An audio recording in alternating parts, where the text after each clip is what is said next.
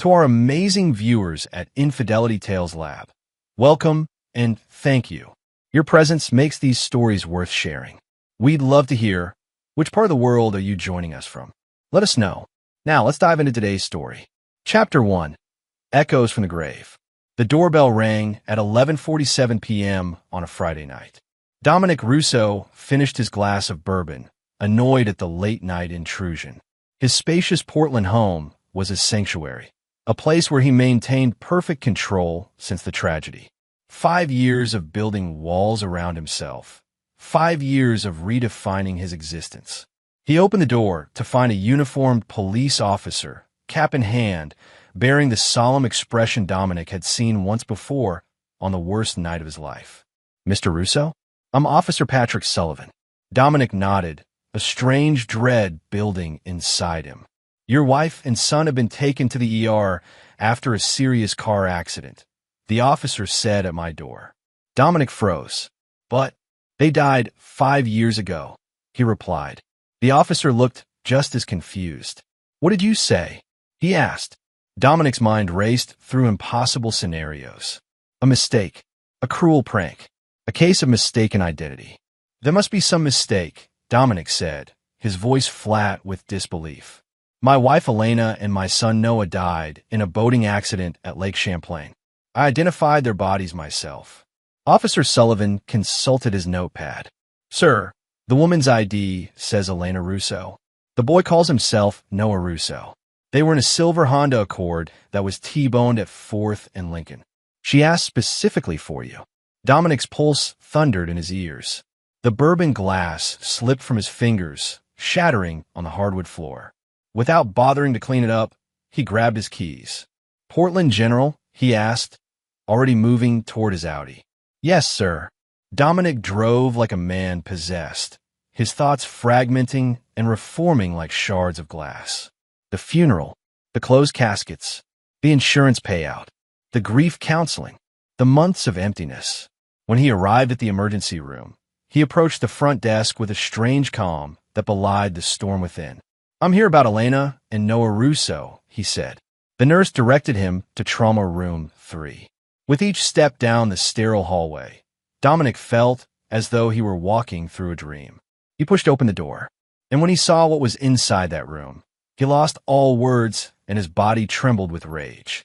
Elena lay on the hospital bed, her face bruised but unmistakably hers. Beside her, a teenage Noah, taller and older than the 10-year-old boy Dominic had buried, sat holding her hand. Next to him stood a man Dominic had never seen before, his arm protectively around Noah's shoulders. "Dom," Elena whispered, her voice hoarse. "I can explain." The unknown man stepped forward. "Mr. Russo, I'm Richard Palmer. I think we should talk outside." Dominic didn't move, his eyes fixed on his supposedly dead wife and son. The room temperature seemed to drop 10 degrees as the initial shock gave way to something far more dangerous. "Noah," he said quietly, "step outside." "His name is Travis now," Richard blurted out. "Travis Palmer." Dominic's gaze shifted to the stranger, cataloging every detail of the man's face. Richard Palmer, early 40s, athletic build, the kind of man who had never faced true violence. Dominic would remember that face. "Dad," Noah/Travis said uncertainly, looking to Richard. "It's okay," Richard assured him. "Go wait in the hall." When the boy left, Dominic spoke with a controlled precision that made both Elena and Richard flinch. "You have exactly 60 seconds to tell me why I shouldn't call the police right now." "You can't," Elena said quickly. "Dom, please. We had no choice." 50 seconds. Richard stepped forward. "Look, Mr. Russo, I understand you're upset." 40 seconds. Elena struggled to sit up. "You were changing, Dom. After what happened with Wexler Construction, you became someone I didn't recognize. The threats, the guns in the house. That night you came home covered in blood." "That wasn't his blood," Dominic said coldly. "Thorpe tried to attack me. I defended myself. You put 3 men in the hospital." Elena cried. "The police were investigating you. Noah was having nightmares. We were afraid of you." Dominic's face remained impassive, but his eyes burned with recognition. "So you fake your deaths." "How?" Richard looked uncomfortable. I work for WITSEC, Witness Protection. Not officially, of course. This was off the books. The boating accident, Dominic said, piecing it together. The bodies they found were already deceased, Richard admitted. Jane and John Does from the morgue. Dental records were switched. I had connections. You let me bury strangers thinking they were my family, Dominic said, his voice devoid of emotion. We had to make it convincing, Elena pleaded. You'd never have stopped looking otherwise. And now? Dominic asked. Why show up now? The car accident wasn't planned, Richard explained. When they brought Elena in, she was unconscious. Travis, Noah, gave the doctors his real name in a panic. The hospital found your contact information as next of kin. Dominic nodded once, processing all of this with disturbing calmness. Dom, Elena said, reaching for his hand. I know this is a shock, but maybe this is a second chance. We could. Dominic stepped back from her touch. Does he make you happy? He asked, gesturing toward Richard. Elena hesitated, then nodded. Good, Dominic said, because from this moment forward, you're both truly dead to me. He turned and walked out, passing Noah in the hallway without a glance. The boy called after him, but Dominic didn't stop or turn around. In his car, Dominic sat perfectly still, hands resting on the steering wheel. He felt a strange clarity washing over him. For 5 years, he'd channeled his grief into building his security consulting business, Defense Protocol, becoming one of the most respected and feared names in the industry. 5 years of mourning ghosts who were living comfortably with new identities. 5 years of nightmares and therapy and blame. Dominic started the engine his decision made. They would all pay for this betrayal. Not quickly, not obviously, but thoroughly. He pulled out his phone and dialed a number he hadn't used in years. It's Russo, he said when the line connected. I need your services. It's about a resurrection. Chapter 2, The Buried Truth. Dominic's private office at Defense Protocol occupied the entire top floor of a nondescript building in downtown Portland. Floor-to-ceiling windows offered a panoramic view of the city, though the glass was specially treated to prevent outside surveillance. This had been his domain for 3 years, built from the ashes of his previous life. Lydia Hayes, his executive assistant, looked up from her desk as he entered. The Yoshida contract is on your desk for final approval. And Dr. Mercer called again about your missed appointment. Dominic ignored both items. Clear my schedule for the next 2 weeks. Family emergency. Lydia raised an eyebrow, but knew better than to pry. In the 4 years she'd worked for Dominic, he'd never once mentioned family. Already done, came a voice from Dominic's office doorway. Felix Novak leaned against the doorframe, arms crossed.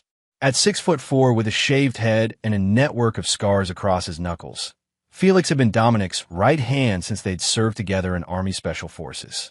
There was nothing Felix wouldn't do for Dominic, and they both knew it. The hospital records are scrubbed. Felix continued once they were alone in Dominic's office. As far as the system shows, Elena and Noah Russo were never admitted. I called in a favor with Simmons at Portland PD. The accident report lists Jane Palmer and Travis Palmer as the victims. Dominic nodded. Richard Palmer. Tell me. Felix opened his laptop. Richard Andrew Palmer, 44. Former U.S. Marshal assigned to WITSEC until 7 years ago when he went private. Now he provides consulting services to wealthy clients who want to disappear. No criminal record, but several professional complaints. Lives with Elena, now Jane Palmer, and the boy in Seattle. They own a 4-bedroom on Mercer Island.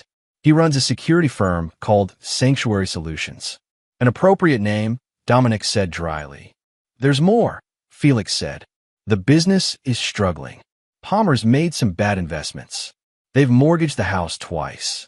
For what I can tell, they're about 3 months from bankruptcy. Dominic's eyes narrowed. So the car accident wasn't just bad luck. They're in Portland for a reason. My guess, they need money. Dominic laughed, a sound without humor. After 5 years, they thought they could just come back and what? Ask for a loan? Felix hesitated. There's something else you should know. Your will was never changed after their deaths. Legally, Elena is still your wife. Noah is still your son and heir. Dominic leaned back in his chair, understanding dawning. If something happened to me, they'd get everything. Exactly, Felix confirmed. Defense protocol is valued at $89 million. Your personal assets add another $40 million. And Palmer is desperate, Dominic concluded. Desperate enough to orchestrate a reconciliation, or desperate enough for something more permanent? Felix didn't answer directly. How do you want to handle this? Dominic stood and walked to the window, looking out over the city he'd conquered through sheer force of will after losing everything. We play their game, he said finally. I'll reach out, express shock but openness to reconnection. Meanwhile, I want everything on them. Bank records, phone calls, emails. Every person they've spoken to in the last year. I want to know if Palmer has killed before. And the boy? Felix asked cautiously. Dominic's expression hardened. Noah made his choice. He calls another man dad. He's no longer my concern. Later that evening, Dominic sat in his home office, reviewing the files Felix had already compiled. A knock at the door interrupted his concentration. Come in. Stella Bennett entered, carrying a bottle of whiskey and 2 glasses. With her platinum blonde hair and ice blue eyes, Stella looked more like a Hollywood starlet than the former CIA operative she was. Felix called me, she said, pouring them each a drink. Said you needed a psychopath. Dominic accepted the glass. I need someone who understands betrayal. Stella had been Felix's recommendation for the delicate parts of his plan. Her CIA career had ended after she discovered her handler was a double agent, a discovery she'd made after eliminating 3 innocent assets on his orders. The agency had disavowed her, but Felix had saved her life during the extraction, creating a debt she could never fully repay. Tell me what happened, she said. Dominic recounted the hospital scene, his voice clinical and detached. 5 years, Stella mused when he finished. That's a long time to maintain a lie of that magnitude. Your son would have been 10 when they disappeared, Dominic supplied. 15 now. Old enough to understand what they did, Stella noted. Old enough to be complicit. Dominic's phone chimed with a text message from Felix. Palmer made contact with Elena's brother Anthony this morning. Meeting scheduled for tomorrow, 2 p.m. Anthony Winters. Another betrayal waiting to be uncovered. Had Elena's brother known she was alive all these years? Had he mourned with Dominic, knowing it was all a lie? I want you to follow Anthony Winters, Dominic told Stella, showing her the text. I need to know if he was part of this. Stella nodded. And what then? Then we start taking away everything Palmer values, Dominic said. His reputation, his business, his freedom, and finally his family. The same family that was once yours, Stella pointed out. Dominic's eyes were cold as winter. That family died in Lake Champlain 5 years ago. These people are imposters wearing their faces. And they'll pay for every tear I shed, every nightmare I endured, and every moment of grief they caused. Stella studied him for a long moment. You know, there's no coming back from this path. I'm not looking for redemption, Dominic replied. Just retribution. Chapter 3. Masks and Mirrors. Anthony Winters sat across from Dominic in an upscale Portland restaurant, nervously adjusting his tie. At 42, Anthony had the soft physique of a man who spent more time counting other people's money than working out. As Elena's older brother and a financial advisor, he had helped Dominic invest the insurance payout after the accident. I appreciate you meeting me on such short notice, Dominic said, signaling the waiter for more wine. Of course, Anthony replied, his eyes darting around the restaurant. Though I'm not sure what's so urgent after all this time. Dominic leaned forward slightly. I saw a ghost yesterday, Anthony. A ghost with your sister's face. The color drained from Anthony's features.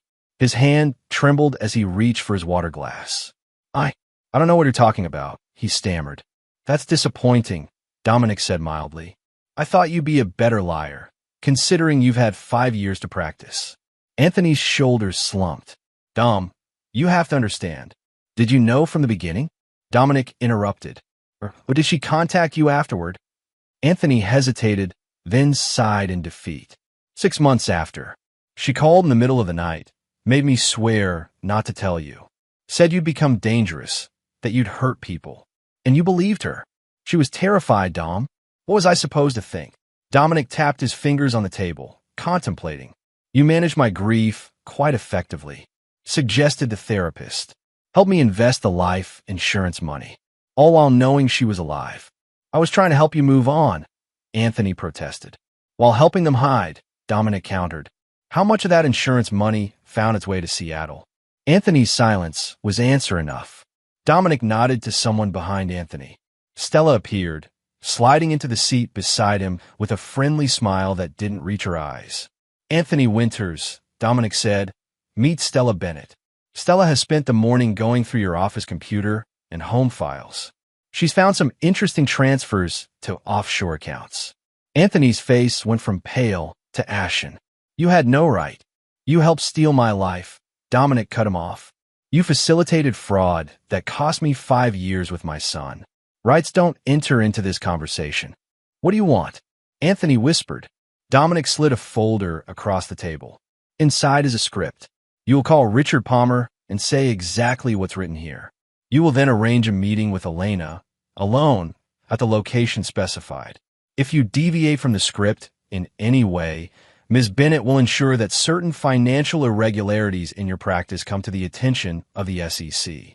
Anthony opened the folder with shaking hands. This is insane. You can't expect me to. I expect you to make amends for 5 years of lies, Dominic said. Consider this your only opportunity.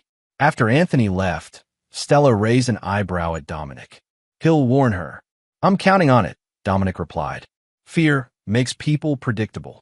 Across town, Felix waited outside Westwood Academy, an exclusive private school where, according to his intelligence, Noah, now Travis, had been enrolled for the duration of their Portland visit.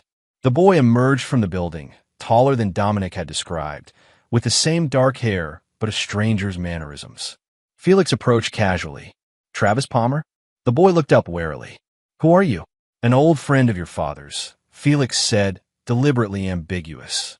I thought you might want to know some truths about your family. Which father? Travis asked with unexpected directness. The one who raised me or the one who's hunting us? Felix's eyebrows rose. So you know, I'm 15, not stupid, Travis replied. Mom and Dad think I don't hear them fighting, but the walls are thin. I know Dominic Russo is my biological father. I know we faked our deaths. What I don't know is why everyone's suddenly panicking. Felix studied the boy with newfound interest. Want to find out? Meanwhile, Dominic stood in his home gym, systematically demolishing a punching bag with precise, devastating blows. Each strike released a fraction of a rage he kept carefully contained. The phone rang. Dominic stepped back from the bag, checking the caller ID before answering. Dr. Mercer, he acknowledged. I'm afraid I'll need to reschedule again. This is the third cancellation, Mr. Russo, his therapist said. May I ask what's going on? Dominic toweled off, considering how much to reveal. Dr. Helen Mercer had been his therapist since the accident, one of the few people who had seen him at his most vulnerable. The dead have returned, Doctor, he said finally. My wife and son are alive. A long pause. I see, Dr. Mercer said carefully. This must be overwhelming. Perhaps we should meet immediately to discuss. That won't be necessary, Dominic cut in. I'm handling it. Dominic, Dr. Mercer said, her voice taking on an edge of concern. Whatever you're planning, remember that your son is still a child. He's not responsible for adult decisions. My son died 5 years ago, Dominic replied flatly. The person wearing his face is a stranger who calls another man father. Don't do something you can't take back, Dr. Mercer warned. Revenge won't heal what's broken. I'm not interested in healing, Doctor, Dominic said before hanging up. I'm interested in justice. As night fell, Dominic sat in his study reviewing the final elements of his plan. Felix entered without knocking, a troubled expression on his face. We have a problem, he announced. The kid wants to meet you. Alone. Dominic looked up sharply. What do you mean? I approached him outside his school, Felix explained. He knows more than we thought, and he's got questions specifically for you. Absolutely not, Dominic said immediately. He's part of their deception. He was 10 when they ran, Felix reminded him. And now he's caught between two fathers, trying to figure out the truth. The truth, Dominic scoffed. The truth is they left me to suffer while they built a new life. Felix hesitated. There's something else. The kid says Palmer has been acting strange lately. Paranoid, making phone calls at night. He thinks Palmer is planning something. Dominic considered this information. Set up the meeting, he decided. But on my terms. If the boy wants answers, he'll get them. All of them. Later that night, Dominic received a text from an unknown number. I know what Palmer did to make Mom run. Meet me tomorrow at Laurel His Park. 4 p.m. Come alone. Noah. Dominic stared at the screen. The name, Noah, sending an unexpected pang through his chest. He typed back, I'll be there. As he placed the phone down, Dominic caught his reflection in the window. The man staring back at him was a stranger. Harder, colder, more dangerous than the person he'd been 5 years ago. They had created this version of him with their betrayal. Now they would face the consequences. Chapter 4. Blood Ties. Laurel His Park was busy with afternoon joggers and dog walkers when Dominic arrived, 15 minutes early. He selected a bench with clear sight lines in all directions, noting every entrance and exit path.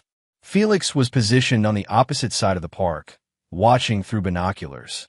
Stella had eyes on the Palmer residence, ensuring this wasn't an elaborate trap. At exactly 4 p.m., Noah approached the bench. He wore jeans and a hoodie, hands thrust deep in his pockets, the defensive posture of adolescence. Dominic's chest tightened at how much the boy resembled him. The same set of the jaw, the same intense eyes. You came, Noah said, remaining standing. You used your real name, Dominic replied. Hard to ignore. Noah sat down, leaving space between them. Is it still my real name? Mom says it's not safe to use anymore. That's a question for your mother, Dominic said. Why did you want to meet? Noah stared at the ground. I need to know who you really are. Mom and Richard say you're dangerous, that you hurt people. I've hurt people who threaten me or those under my protection, Dominic acknowledged. I won't apologize for that. Did you hurt Mom? Never, Dominic said firmly. I never laid a hand on her in anger. Whatever she told you. She says you changed after someone named Thorpe attacked you. Noah interrupted. That you became obsessed with security. Paranoid. That you started keeping guns all over the house. Dominic's expression darkened. Did she tell you why Thorpe attacked me? Did she mention he was sent by Wexler Construction after I exposed their use of substandard materials in a hospital project? Materials that would have collapsed during an earthquake, killing hundreds. Noah looked up, confusion evident. No. Did she tell you that Thorpe had a knife? That he told me Wexler had ordered him to make an example of me? That after I defended myself, I received threats against both of you? The boy shook his head. The guns were for protection, Dominic continued. The security measures were because I had powerful enemies. Everything I did was to keep you both safe. Noah absorbed this, clearly conflicted. But Richard says, Palmer has been lying to you for 5 years. Dominic cut in. Tell me, if I was so dangerous, why would he bring you back to Portland now? Why risk contact? He said it was time to reconnect, Noah replied hesitantly. That holding on to the past was unhealthy. Dominic laughed coldly. Palmer's company is failing. He's deeply in debt. Did you know that? You're lying, Noah said, but uncertainty clouded his eyes. Am I? Dominic pulled out his phone, showing the boy financial records Felix had obtained. Sanctuary Solutions is 3 months from bankruptcy. Your house on Mercer Island has 2 mortgages. Meanwhile, I'm worth over $100 million, with your mother still legally my wife. No one pale. You think Richard brought us back for your money? I think Palmer saw an opportunity when his business failed, Dominic corrected. What better contingency plan than a wealthy man who still legally has a family he thought was dead? That's insane, Noah protested. Richard loves us. Perhaps, Dominic conceded. But ask yourself this. If he truly believed I was dangerous, why expose you to that danger now, after 5 safe years? Why not divorce me legally while maintaining your new identities? Noah had no answer, his teenage certainty crumbling under the weight of adult complexity. There's something else, Dominic added. Something you should know about the night before your deaths. What? Your mother was having an affair with Palmer, Dominic said bluntly. I found hotel receipts, text messages. When I confronted her, she denied everything. The next day, you were both dead. Noah stood abruptly. You're trying to turn me against them. I'm giving you facts, Dominic countered. What you do with them is your choice. But ask yourself who really betrayed whom. As Noah turned to leave, Dominic added, "The night you died, I was reading Harry Potter to you. You fell asleep before I finished the chapter. I promised I'd continue the next night. That promise haunted me for 5 years." Noah hesitated, a flicker of recognition in his eyes. "The Prisoner of Azkaban," he said quietly. Chapter 7. Their eyes met, a moment of genuine connection bridging the chasm of years and lies. "My number is in your phone," Dominic said. "If you want the rest of the truth, call me." After Noah left, Felix joined Dominic on the bench. "The kid seems confused. He's been lied to his entire life," Dominic replied. "By the time I'm finished, he'll know exactly who to trust." That evening, Richard Palmer paced their rented condo, furious. "You let him go alone? After everything I've told you about Russo?" Elena watched him with growing unease. Noah insisted, and Dom would never hurt him. "You don't know what Russo is capable of." Richard exploded. "He's not the man you married anymore. These past 5 years have hardened him. Defense Protocol isn't just a security company. They're mercenaries, Elena. They operate in war zones, doing things that never make the news. If he's so dangerous, why did you insist on coming back to Portland?" she challenged. "Why risk exposure?" Richard's expression shifted, becoming guarded. "You know why. It's time Noah knew his real father. After spending 5 years convincing him Dominic was a monster." Elena shook her head. "Something doesn't add up, Richard." Before he could respond, Noah burst in. "Were you sleeping with Richard while you were still married to my father?" The room went silent. Richard and Elena exchanged guilty glances that told Noah everything he needed to know. "Noah, it wasn't like that," Elena began. "Stop lying to me." Noah shouted. "My entire life is built on lies. Dominic showed me proof of everything. The bankruptcy, the mortgages, the timing of our deaths." Richard stepped forward, hand outstretched. "Son, I'm not your son," Noah spat. "And I'm starting to wonder if you ever saw me as anything more than a way to control my mother." "That's enough." Richard grabbed Noah's arm. "Russo is manipulating you. He's a dangerous man who—" "Who what?" Noah demanded, pulling away. "Who exposed dangerous building practices? Who is threatened and attacked for doing the right thing? Or are you going to lie about that too?" As the argument escalated, Noah stormed to his room, slamming the door.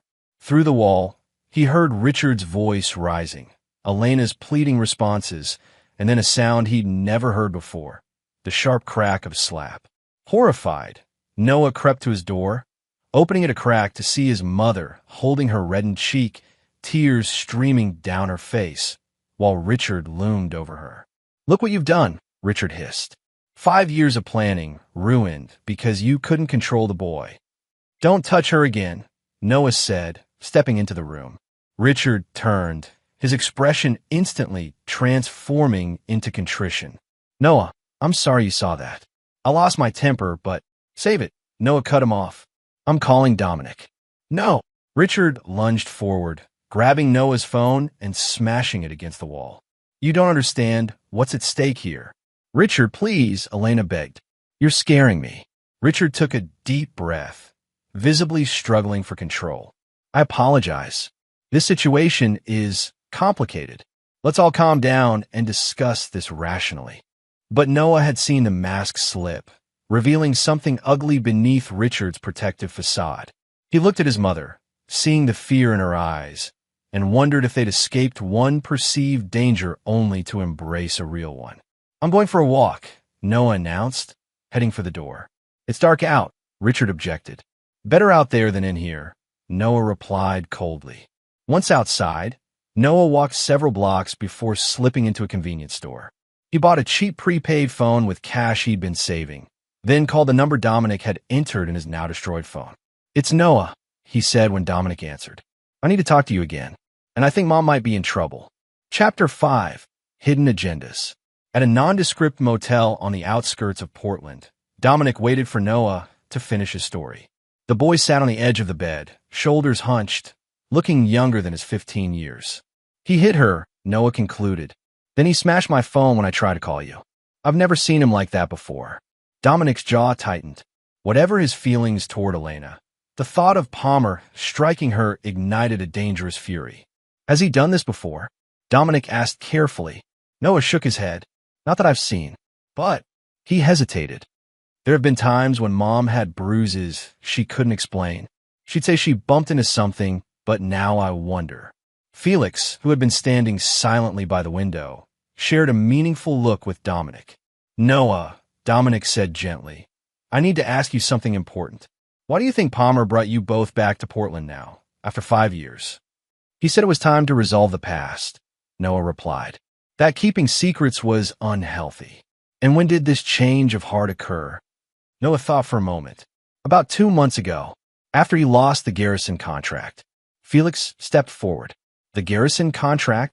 Some big security job for a tech billionaire, Noah explained. Richard was counting on it. When it fell through, he started having these intense phone conversations. Late at night, when he thought we were asleep, Dominic's suspicions crystallized. Noah, did Palmer ever discuss my will or estate with your mother? Not directly, Noah said slowly, but I heard him say once that everything would be taken care of if something happened to you. I thought he meant emotionally, but now you're not so sure, Dominic finished. Noah nodded miserably. What if he brought us back to hurt you? The directness of the question hung in the air. Dominic chose his words carefully. I believe Palmer is desperate. Desperate people make dangerous choices. So what do we do? Noah asked, looking between Dominic and Felix. First, Dominic said, we get your mother away from him. Then we find out exactly what Palmer has planned. Noah's phone buzzed with a text from Elena. Where are you? Richard is out looking for you. Please come home. I'm worried. She sounds scared, Noah said, showing Dominic the message. Tell her you're safe and we'll see her tomorrow, Dominic instructed. We'll arrange a meeting somewhere public. After Noah sent the text, Dominic added, you'll stay here tonight. Felix will keep watch. What about you? Noah asked. I have a visit to make, Dominic replied, cryptically. Across town, Anthony Winters poured himself another scotch, his third of the evening. The confrontation with Dominic had left him shaken, uncertain where his loyalties should lie. His sister had begged for his help 5 years ago, convinced Dominic had become dangerous. But Richard Palmer had always made Anthony uneasy, with his controlling behavior and convenient explanations. A knock at the door startled him. Anthony checked his security camera, surprised to see Dominic standing on his porch. He considered pretending to be out, but knew Dominic would simply return later. It's late, Anthony said, opening the door just enough to block entry.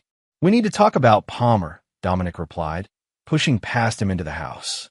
Anthony sighed, closing the door. I've told you everything I know. Not everything, Dominic countered. You helped launder the insurance money. You've maintained contact with them. What did Palmer tell you about his plans for me? Anthony paled. What plans? Don't insult me, Dominic said sharply. Palmer is broke. He's desperate, and I'm worth more dead than alive to all of you. That's not true, Anthony protested. Elena never wanted your money. But Palmer did, Dominic pressed. What did he tell you, Anthony? That I'd have a convenient accident? That with me gone, Elena would inherit everything as my legal widow. Anthony slumped into a chair. He approached me 6 weeks ago, he admitted, said they were coming back to Portland, that Elena deserved her fair share of what you'd built. And he asked about your will, whether Elena was still the beneficiary. I told him she was. Dominic nodded, unsurprised. Did he mention specifics? How he planned to eliminate me? No. Anthony looked genuinely horrified. I would never be part of something like that. I told Richard it was a terrible idea, that they should just stay away. But he insisted, Dominic surmised. Why? Anthony hesitated. He said someone was pressuring him. Someone dangerous who knew their real identities. Palmer owes money to the wrong people, Dom. This was new information. What people? I don't know, Anthony admitted. But Palmer was terrified. Said if he didn't deliver on his debts, they'd come after Elena and Noah next. Dominic absorbed this, recalculating his approach. Give me your phone. Anthony handed it over without protest.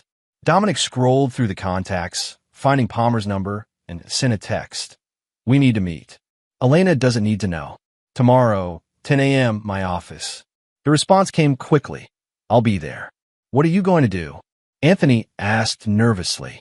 Dominic handed the phone back. I'm going to give Palmer exactly what he wants. The next morning, Stella positioned herself in the coffee shop across from Anthony's financial office, a perfect vantage point to observe Richard Palmer's arrival. She watched as the man checked his surroundings before entering the building, noting his nervous demeanor and the slight bulge under his jacket that suggested a concealed weapon. Target has arrived, she reported to Dominic via her earpiece. He's armed. Expected, Dominic replied from his position inside Anthony's office. Maintain visual on the entrance. No one follows him in. Richard Palmer entered Anthony's office, then froze when he saw Dominic sitting behind the desk instead of Anthony. Where's Winters? Palmer demanded, hand drifting toward his concealed weapon. I wouldn't, Dominic advised calmly. There's a sniper across the street with a clear shot through that window. Felix was force recon. He doesn't miss. Palmer's hand stilled, though his eyes darted to the windows. Sit down, Dominic instructed. We have matters to discuss. Palmer remained standing. I have nothing to say to you. Not even about the people pressuring you. The ones threatening Elena and Noah if you don't pay your debts. That got Palmer's attention. He slowly lowered himself into a chair. Anthony talks too much. Anthony wants to protect his sister, Dominic countered. As do I, despite everything. Palmer scoffed. You expect me to believe that? After she left you? She's still legally my wife, Dominic pointed out. Noah is still my son. Whatever happened between us, I won't let them be harmed because of your poor financial decisions. Palmer studied him warily. What do you want? Information, Dominic said. Who are you in debt to? How much? And what exactly did they ask you to do to me? Palmer seemed to calculate his options before responding. A group called the Artemis Collective. They funded Sanctuary Solutions 3 years ago when we were expanding. I couldn't make the payments. They suggested an alternative arrangement when they learned about my connection to you. Which was? They want access to Defense Protocol's client list, Palmer admitted. Specifically, your government contracts. They believe you have information on certain high-value targets. Dominic raised an eyebrow. And they thought you could get this how? Through Elena, Palmer explained. As your widow, she'd inherit control of the company. With the right guidance, she could provide what they want. After I conveniently disappeared, Dominic added. Palmer didn't deny it. They gave me 3 months. That deadline is in 2 weeks. And if you fail, they'll kill us all, Palmer said simply. They've made that very clear. Dominic leaned back, contemplating this new information. The Artemis Collective was a mercenary group with connections to several foreign intelligence agencies. If they wanted access to Defense Protocol systems, the implications were serious. Here's what's going to happen, Dominic said finally. You're going to tell Elena everything about your debts, about Artemis, about your plans for me. Then you're going to disappear. Alone. She won't believe me, Palmer objected. She will when I show her the recording of this conversation, Dominic replied, gesturing to the tiny camera on the desk lamp. And the bruise on her face will make her particularly receptive to the truth about you. Palmer's expression darkened. You think you can protect them? Artemis doesn't give up. They'll find them, use them to get to you. Let me worry about Artemis, Dominic said coldly. You worry about how far you can run before I decide you're a loose end that needs tying up. Palmer stood, desperation evident in his eyes. You don't understand what you're dealing with. Artemis has resources you can't imagine.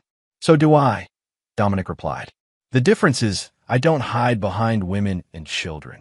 As Palmer turned to leave, Dominic added, one more thing. If you go near my family again, what Artemis might do will be the least of your concerns. After Palmer left, Stella reported his departure. Target is moving east on foot. Wanted to follow. No, Dominic decided. Let him run for now. We have bigger problems. Felix's voice came through the comm. Noah just called. Palmer returned to the condo, packed a bag, and left after a heated argument with Elena. She's asking to see you. Bring her to the safe house, Dominic instructed. And tell Noah we're moving to Phase 2. Chapter 6, Trust No One. The safe house was a lakeside cabin an hour outside Portland. Dominic had purchased it through a shell company years ago, one of several contingency properties maintained for emergency situations. It was here that Elena now sat at the kitchen table, Noah beside her, as Dominic played the recording of his conversation with Palmer. "I don't believe this," Elena whispered, her face ashen. "Richard wouldn't." "The evidence is clear," Dominic said gently. "Palmer was using you both as leverage." Noah put his arm around his mother's shoulders. "It explains why he suddenly wanted to come back to Portland. Why he got so angry when I spoke to Dad." Elena flinched at Noah's use of Dad in reference to Dominic. "I was so sure you were the dangerous one," she said to Dominic. "After what happened with Thorpe, the weapons, the security systems. I was trying to protect you," Dominic replied. Wexler Construction had connections to organized crime. The threats were real, and I ran straight into the arms of someone worse, Elena concluded bitterly. "Palmer is a symptom, not the disease," Dominic told her. "The real threat is this Artemis Collective. They won't stop just because Palmer failed." Felix entered the kitchen, his expression grim. "We have a problem. Palmer was just found dead in his hotel room. Single gunshot to the head. Portland PD is calling it suicide." "It wasn't," Dominic said immediately. "No," Felix agreed. "Too clean. No residue on his hands. This has Artemis written all over it." Elena gasped. "They killed him? Just like that?" "Palmer became a liability," Dominic explained. "Artemis eliminated him and will now proceed with an alternative approach." "Which means we're still in danger," Noah realized. "Yes," Dominic confirmed. "But we have an advantage they don't know about. They believe we're adversaries, not allies." Elena looked up sharply. "Are we allies, Dom? After what I did to you?" Dominic met her gaze directly. "We're family. Whatever happened between us, Noah is still my son. I will protect him with my life." "And me?" she asked quietly. "You too," Dominic said after a brief hesitation. "Despite everything." That night, Dominic found Noah sitting on the dock, staring out at the moonlit lake. He sat down beside his son, maintaining a respectful distance. "Couldn't sleep?" Dominic asked. Noah shook his head. "Every time I close my eyes, I see Richard's face. The way he looked when he hit Mom. Like a stranger." "People wear masks," Dominic said. "Sometimes even from themselves." "Is that what happened with you?" Noah asked. "After Thorpe?" Dominic considered the question. "I changed, yes. When someone tries to kill you, it alters your perspective. But I never hid who I was becoming from your mother. I asked her to trust that everything I did was to keep you both safe. And now I'm exactly who I need to be to protect you from Artemis," Dominic replied. Noah nodded, accepting this. After a moment, he asked, "What was I like before we left?" The unexpected question caught Dominic off guard. "You were curious, always taking things apart to see how they worked. You loved dinosaurs and Harry Potter. You hated Brussels sprouts, but would eat them if I promised you ice cream afterward." Noah smiled faintly. "I still hate Brussels sprouts." "Some things don't change," Dominic agreed, returning the smile. They sat in companionable silence until Noah spoke again. "I'm sorry, Dad, for being part of the lie, for not questioning it sooner." "You were a child," Dominic reminded him. "The adults in your life failed you, not the other way around." Before Noah could respond, Felix appeared at the end of the dock. "We've got movement. Security perimeter breach on the north side." Dominic was instantly alert. "Get Noah inside. Standard protocol." "What about Mom?" Noah asked worriedly. "Stella's with her," Dominic assured him. As Felix ushered Noah toward the cabin, Dominic surveyed the surrounding woods. The security system should have given them more warning unless. "Felix," he called quietly, "check Stella's last check-in time." Felix consulted his phone. 40 minutes ago. She should have reported in twice since then. Dominic drew his sidearm. "Change of plans. Get to the car. We're leaving now." Inside the cabin, they found Stella unconscious on the living room floor, a dart protruding from her neck. Elena was nowhere to be seen. "Tranquilizer," Felix confirmed, checking Stella's pulse. "She's alive." "Where's Mom?" Noah demanded, panic rising in his voice.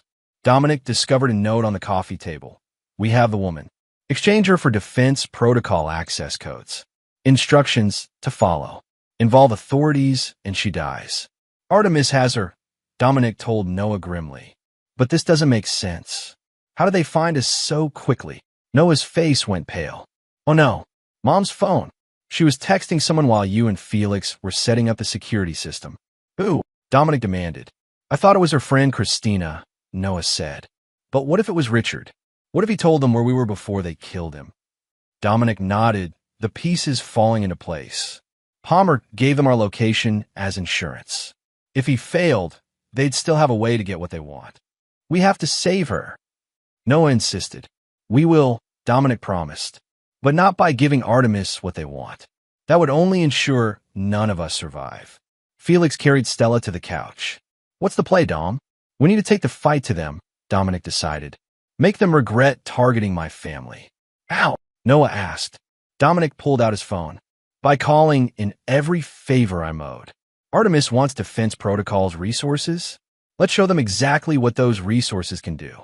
Within an hour, Dominic had assembled a virtual war council.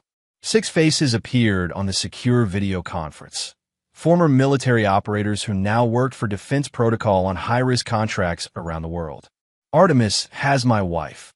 Dominic informed them without preamble. I need their Portland operation neutralized within 24 hours. Marcus Reynolds, a former Delta operator who ran Defense Protocol's West Coast Division, spoke first. We've been tracking Artemis for months. They have a compound outside Gresham. Looks like a tech startup campus, but it's a front. Defenses? Felix asked. Standard private security protocol. 20 guards, rotating shifts. Security system by Halcyon. Nothing we can't handle. This is a domestic operation, Dominic reminded them. We need to stay under the radar. Not a problem, Marcus assured him. We have 3 teams within striking distance. We can position them as corporate security consultants conducting a scheduled audit. Dominic nodded. Good. I want eyes on that compound within 3 hours. Full tactical assessment. If they're holding Elena there, I want to know exactly where. As the operators acknowledged their orders, Noah watched with growing amazement. They all work for you? He whispered to Dominic. They work with me, Dominic corrected. Most of them I've served with or saved at some point. Loyalty goes both ways in our business. After the call ended, Felix approached with another concern. What if Artemis isn't holding her at the compound? They could be using her as bait. Almost certainly, Dominic agreed. Which is why we're not going to do what they expect. What's the plan? Noah asked. Dominic placed a hand on his son's shoulder. First, we get you somewhere safe. Then Felix and I are going hunting.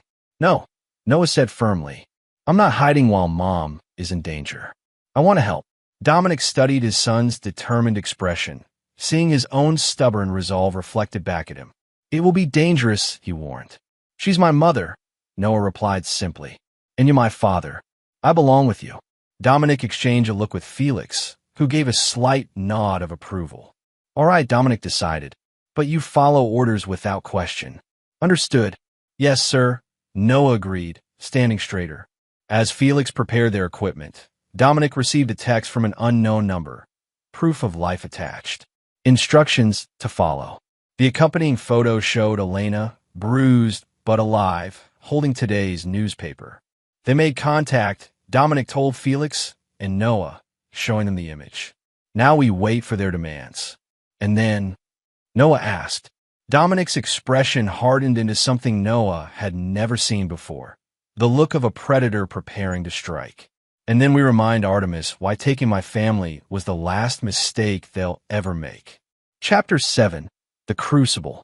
The Artemis Collective's Portland compound sat on 20 acres of forested land outside Gresham, surrounded by an 8-foot security fence topped with razor wire. From their observation point half a mile away, Dominic studied the facility through high-power binoculars.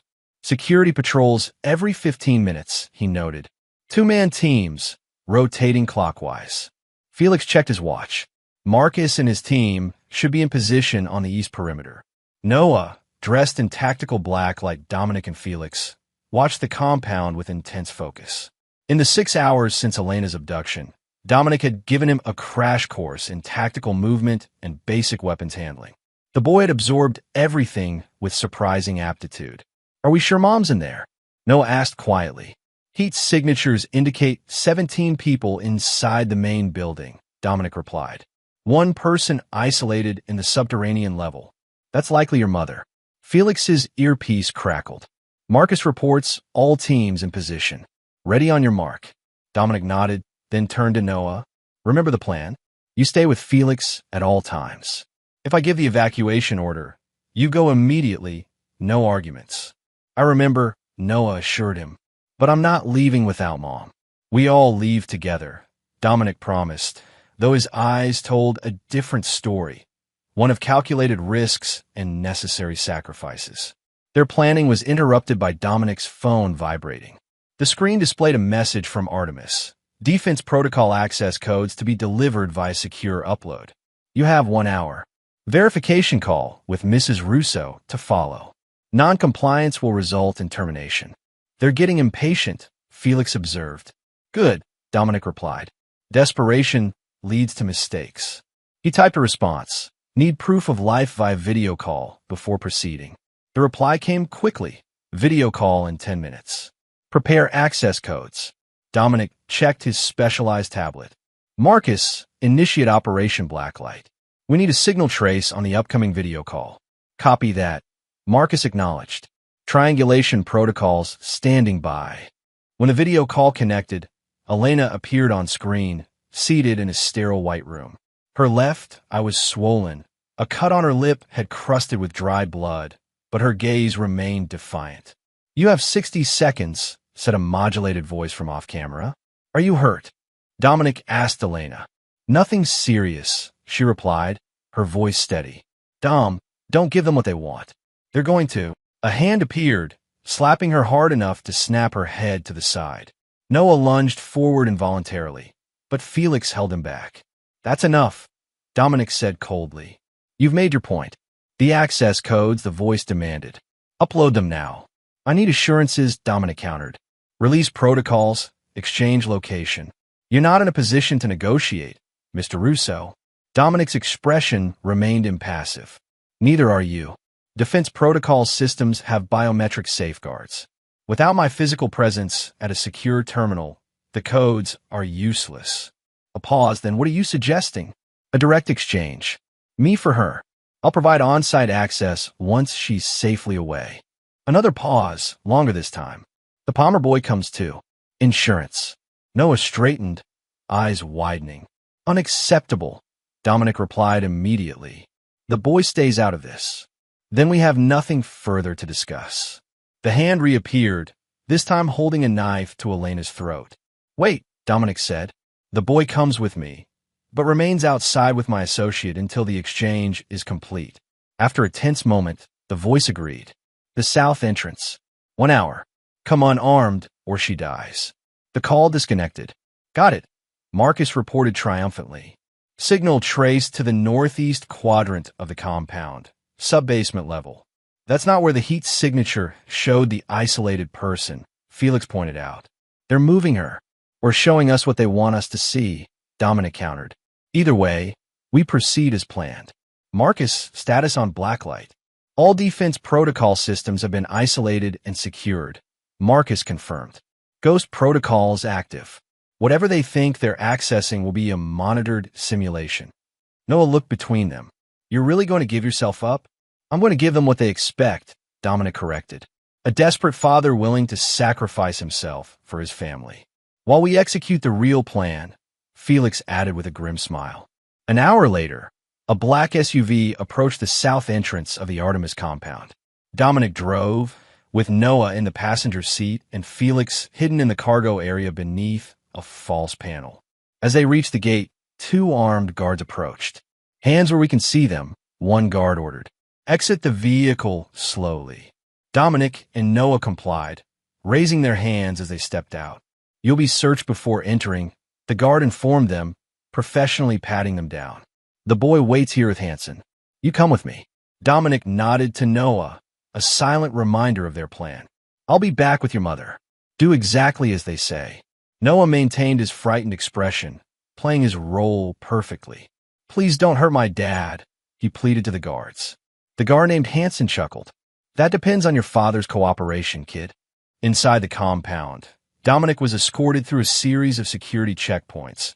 memorizing the layout and personnel positions as they progressed deeper into the facility. They eventually reached a secure elevator that descended to the sub-basement.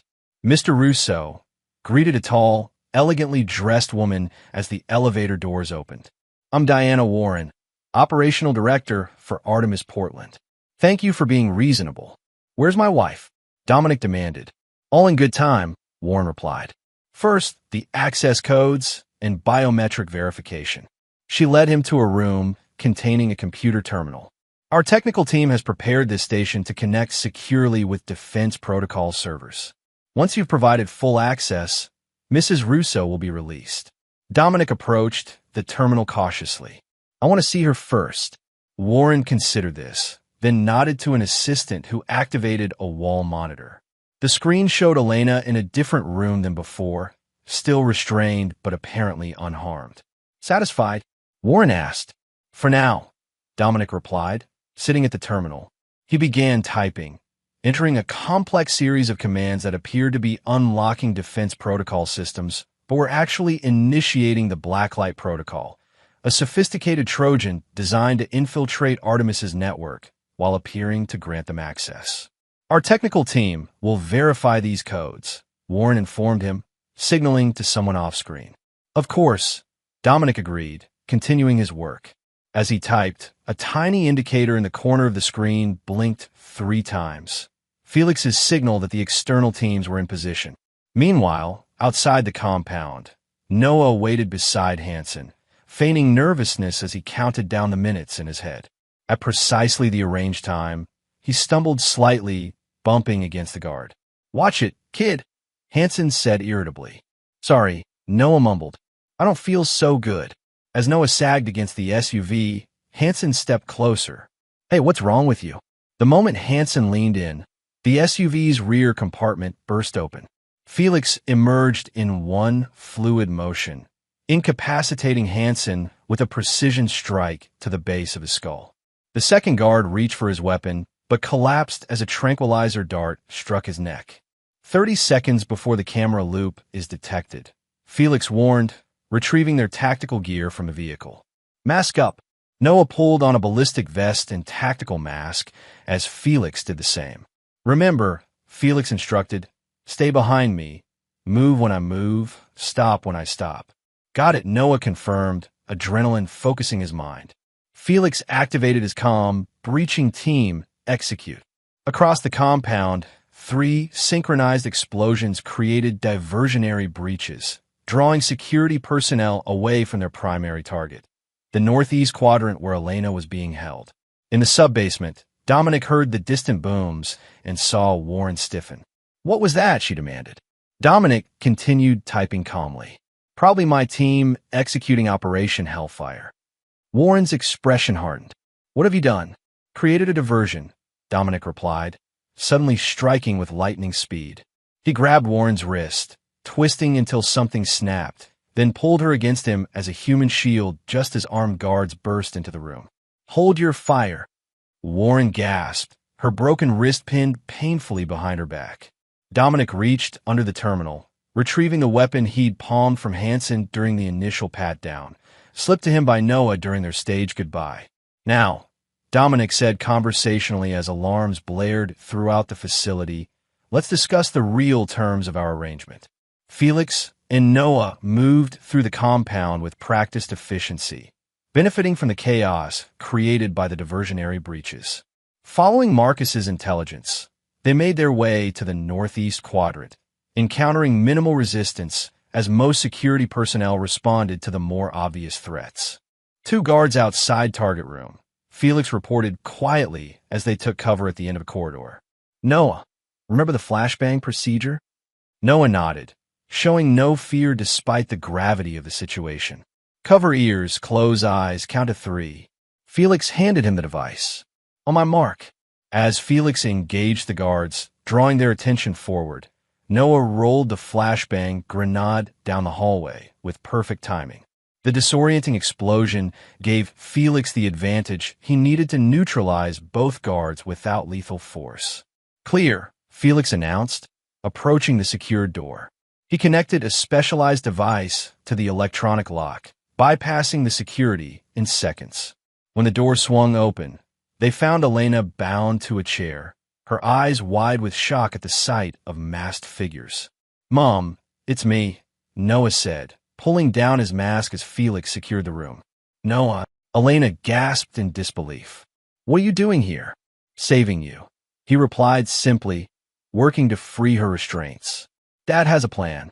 Elena looked between her son and Felix, clearly struggling to process the situation. "Where is Dom?" Creating a distraction, Felix explained, helping her stand once the restraints were removed. "Can you walk?" "Yes," she affirmed, though she winced when she put weight on her right ankle. "They didn't want to damage me too badly. Not until they got what they wanted." "Exit Route Delta," Felix instructed through his comm, package secured, proceeding to extraction point. As they made their way through the compound, Noah supported his mother while Felix cleared their path. They encountered two security teams but managed to avoid direct confrontation thanks to the continued chaos from multiple breaches. Almost there, Felix encouraged as they approached a service exit. "Transport is waiting 200 yards east." "What about Dom?" Elena asked, her concern evident. "Dad can take care of himself," Noah assured her. In the sub-basement, Dominic had turned the tables completely. With Warren as his hostage and the Blacklight protocol successfully deployed, he had access to Artemis's entire security system. "Your team is currently trapped in containment sectors 3 through 7, Dominic informed Warren as he reviewed the facility schematics on the terminal. "Meanwhile, Defense Protocol has assumed control of your external communications and security protocols." "This is insanity," Warren hissed. "Artemis has resources worldwide. You can't possibly." "Already have," Dominic cut her off. "While you were focused on me, my teams identified and secured all Artemis data centers across the country. Your operations are now an open book, including your client list, operational procedures, and financial holdings." Warren's face drained of color. "What do you want?" "First, confirmation that my family has been extracted safely," Dominic replied, checking a secure message on his phone. When he saw Felix's confirmation, he continued, "Now for the terms. Artemis will immediately cease all operations targeting Defense Protocol or anyone associated with me. You will transfer all intelligence gathered on my company to a secure server I designate. And you personally will provide a complete list of everyone involved in my family's abduction."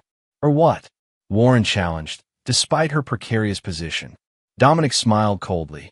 "Or the kill teams I've positioned at the homes of every Artemis board member will receive their execute orders. You're not the only organization with global reach, Ms. Warren." The blood drained from Warren's face. "You're bluffing." "Let's find out," Dominic replied, reaching for his phone. "Wait," Warren said quickly. "I'll comply." Dominic nodded, unsurprised. "I thought you might. Now let's discuss Richard Palmer and his arrangement with Artemis." Outside the compound, Elena, Noah, and Felix reached the extraction vehicle where Marcus waited. "Any resistance?" Marcus asked as they climbed in. "Minimal," Felix reported. They were too busy with the diversion teams. As Marcus drove away from the compound, Elena turned to Noah. "You were incredible back there, but also incredibly reckless. Your father should never have involved you in something so dangerous." "It was my choice," Noah said firmly. "I wasn't going to sit somewhere safe while you were in danger." "Like father, like son," Felix commented with approval. Elena studied her son with new eyes, seeing Dominic's determination reflected in him.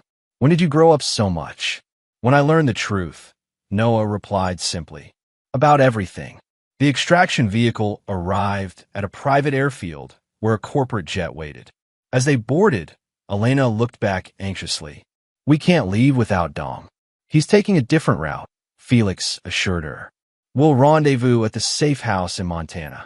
As the jet taxied for takeoff, Noah watched the night sky, a newfound respect for his father burning in his chest.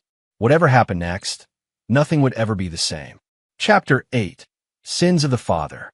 3 days later, the Montana safe house offered a stark contrast to the chaos of Portland.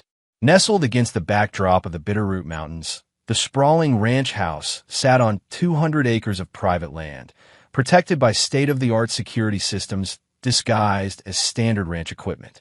Elena stood at the kitchen window, watching Noah split firewood with Felix. The boy had barely left Felix's side since their escape, absorbing every lesson the former soldier offered in survival and self-defense. "He's a natural," Dominic observed, joining her at the window. "Quick learner. Good instincts." Like his father, Elena said quietly. "I still can't believe you involved him in that rescue operation." "I didn't involve him," Dominic corrected. "I tried to send him away. He refused." Elena turned to face him. "And you couldn't say no to him? Would you have preferred I locked him in a room while we rescued you?" Dominic asked. He needed to be part of it, to take control of a situation where he'd previously been powerless. I understood that need. Elena considered this, then sighed. "When did you get so insightful about parenting?" "When I lost my son," Dominic replied simply. "I spent 5 years imagining all the things I would have taught him, all the conversations we'd never have." The raw honesty in his voice made Elena look away, guilt evident in her expression. "I've done so much damage, Dom. To you. To Noah. All because I was afraid." "Fear is a powerful motivator," Dominic acknowledged. "But so is truth." "It's time for the whole truth, Elena. Everything you haven't told me about Palmer and Artemis." Elena nodded, sitting at the kitchen table. "Richard approached me after the incident with Thorpe. Said he knew people who could help us disappear if things got worse. I thought he was just being kind, offering resources through his work with witness protection." "When did it become more?" Dominic asked. "About a month before we left," Elena admitted. "You were working constantly, dealing with the Wexler fallout. Richard was attentive, understanding. It was wrong, but I was scared and confused. And the decision to fake your deaths?" Elena's eyes filled with tears. "That night, when you came home covered in blood, Noah had a nightmare about it. He was terrified. Richard convinced me you were becoming dangerous. That was only a matter of time before someone came after us to get to you. He had a plan already prepared." "Convenient," Dominic noted coldly. "I know that now," Elena agreed. "But at the time, it felt like our only option. Richard promised a new life, safety, security. When did you realize he wasn't what he seemed?" "Little things at first. His controlling behavior, the isolation from friends. Then larger things. Unexplained absences, mysterious phone calls. By then, we were completely dependent on him. I had no money, no identity, nowhere to go. And Noah. Richard was careful with him," Elena explained. "Always the perfect father figure when Noah was watching. It was only in the last year that Noah started to notice the inconsistencies." Dominic absorbed this, his expression unreadable. "And Artemis? When did they enter the picture?" "I'm not sure exactly," Elena confessed. "Richard mentioned new investors in his security company about 3 years ago. His behavior changed after that. More secretive, more anxious. Then 2 months ago, everything fell apart. The business was failing. Richard was drinking heavily. That's when he suddenly decided we needed to reconnect with you." "For my money," Dominic concluded. "That's what I thought at first," Elena agreed. "But now I wonder if Artemis was pressuring him all along, using us to get to you." Dominic nodded, pieces falling into place. Warren confirmed as much. Palmer approached Artemis, not the other way around. He offered them access to defense protocol through you. When his plan to romance the information out of you failed, he suggested a more direct approach. Elena looked stricken. "You mean he planned to kill you all along?" "Initially, he planned to have you reconcile with me, gain access to company information, then disappear again," Dominic explained. "When that proved impossible, Artemis pushed for a more permanent solution. And I led Noah straight into this nightmare," Elena whispered, horror dawning. "Dom, I'm so sorry." "Save your apologies," Dominic said, his voice hardening. "There's something else you need to know. Something Warren told me about Palmer." "What?" "He's alive," Dominic revealed. "The suicide was staged. Palmer made a separate deal with a faction within Artemis. He's in the wind, but with a significant price on his head from both sides now." Elena's face went pale. "He'll come after us. He knows I can identify him, testify about his plans." "Let him try," Dominic said dismissively. This property is more secure than most military installations. Besides, Palmer is a coward who hides behind others. He won't risk a direct confrontation. Outside, Noah had finished splitting wood and was now practicing hand-to-hand techniques with Felix. The boy moved with growing confidence, his movements becoming more fluid with each repetition. "He looks like you," Elena observed. "The way he stands, the focus in his eyes. He's resilient," Dominic agreed. "Adaptable. He'll need those qualities for what comes next." "What has come next, Dom?" Elena asked hesitantly. "For all of us." Dominic considered the question. "That depends on what you want, Elena. I can set you up with new identities, somewhere Palmer will never find you. Or you can stay under defense protocols protection until the threat is neutralized. And us, you and me." Dominic met her gaze directly. "There is no you and me anymore. That died 5 years ago. Noah is my son, and I will protect him with my life. But you and I are finished." The finality in his voice left no room for argument or hope. Elena nodded sadly, accepting the consequence of her choices. "I understand," she said quietly. "For what it's worth, I truly am sorry, Dom. Not just for leaving, but for believing the worst about you." "Believe the worst about Palmer instead," Dominic advised coldly. "He's still out there, and he blames you for his failure." Later that evening, Dominic found Noah on the back porch, staring at the star-filled Montana sky. He sat next to his son, handing him a mug of hot chocolate. "Mom says we need to decide what happens next," Noah said, accepting the drink. "That you offered new identities." "It's an option," Dominic confirmed. "A safe one, especially for your mother." Noah turned to face him. "And me? Would I go with her?"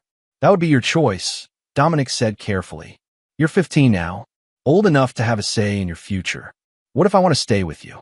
Noah asked directly. Dominic felt an unexpected surge of emotion. "You be welcome, but you should know what that means. My life isn't simple. Defense protocol operates in dangerous environments, and Palmer is still a threat." "I'm not afraid of Palmer," Noah stated with conviction. "Not anymore. Fear is useful," Dominic counseled. "It keeps you alert, focused. The mistake is letting it control your decisions." Noah nodded, absorbing the lesson. "Like Mom did. Your mother did what she thought was necessary to protect you," Dominic said, surprising himself with the defense. "Her methods were wrong, but her instinct was understandable." "You're defending her?" Noah asked incredulously. "After everything she did, understanding someone's motives isn't the same as excusing their actions," Dominic explained. "I understand why she ran. That doesn't mean I forgive the deception or the years lost." Noah considered this distinction. "Will you ever forgive her?" Dominic looked out at the vast Montana sky, stars sharp and clear in the mountain air. "Some betrayals can't be forgiven, Noah. They change who you are at your core. Your mother's choices altered the course of all our lives in ways that can't be undone." "What about me?" Noah asked quietly. "Can you forgive me for being part of the lie?" Dominic turned to his son, seeing both the child he'd lost and the young man emerging from the crucible of recent events. "You weren't given a choice. You were a child following your mother's lead, believing what the adults in your life told you.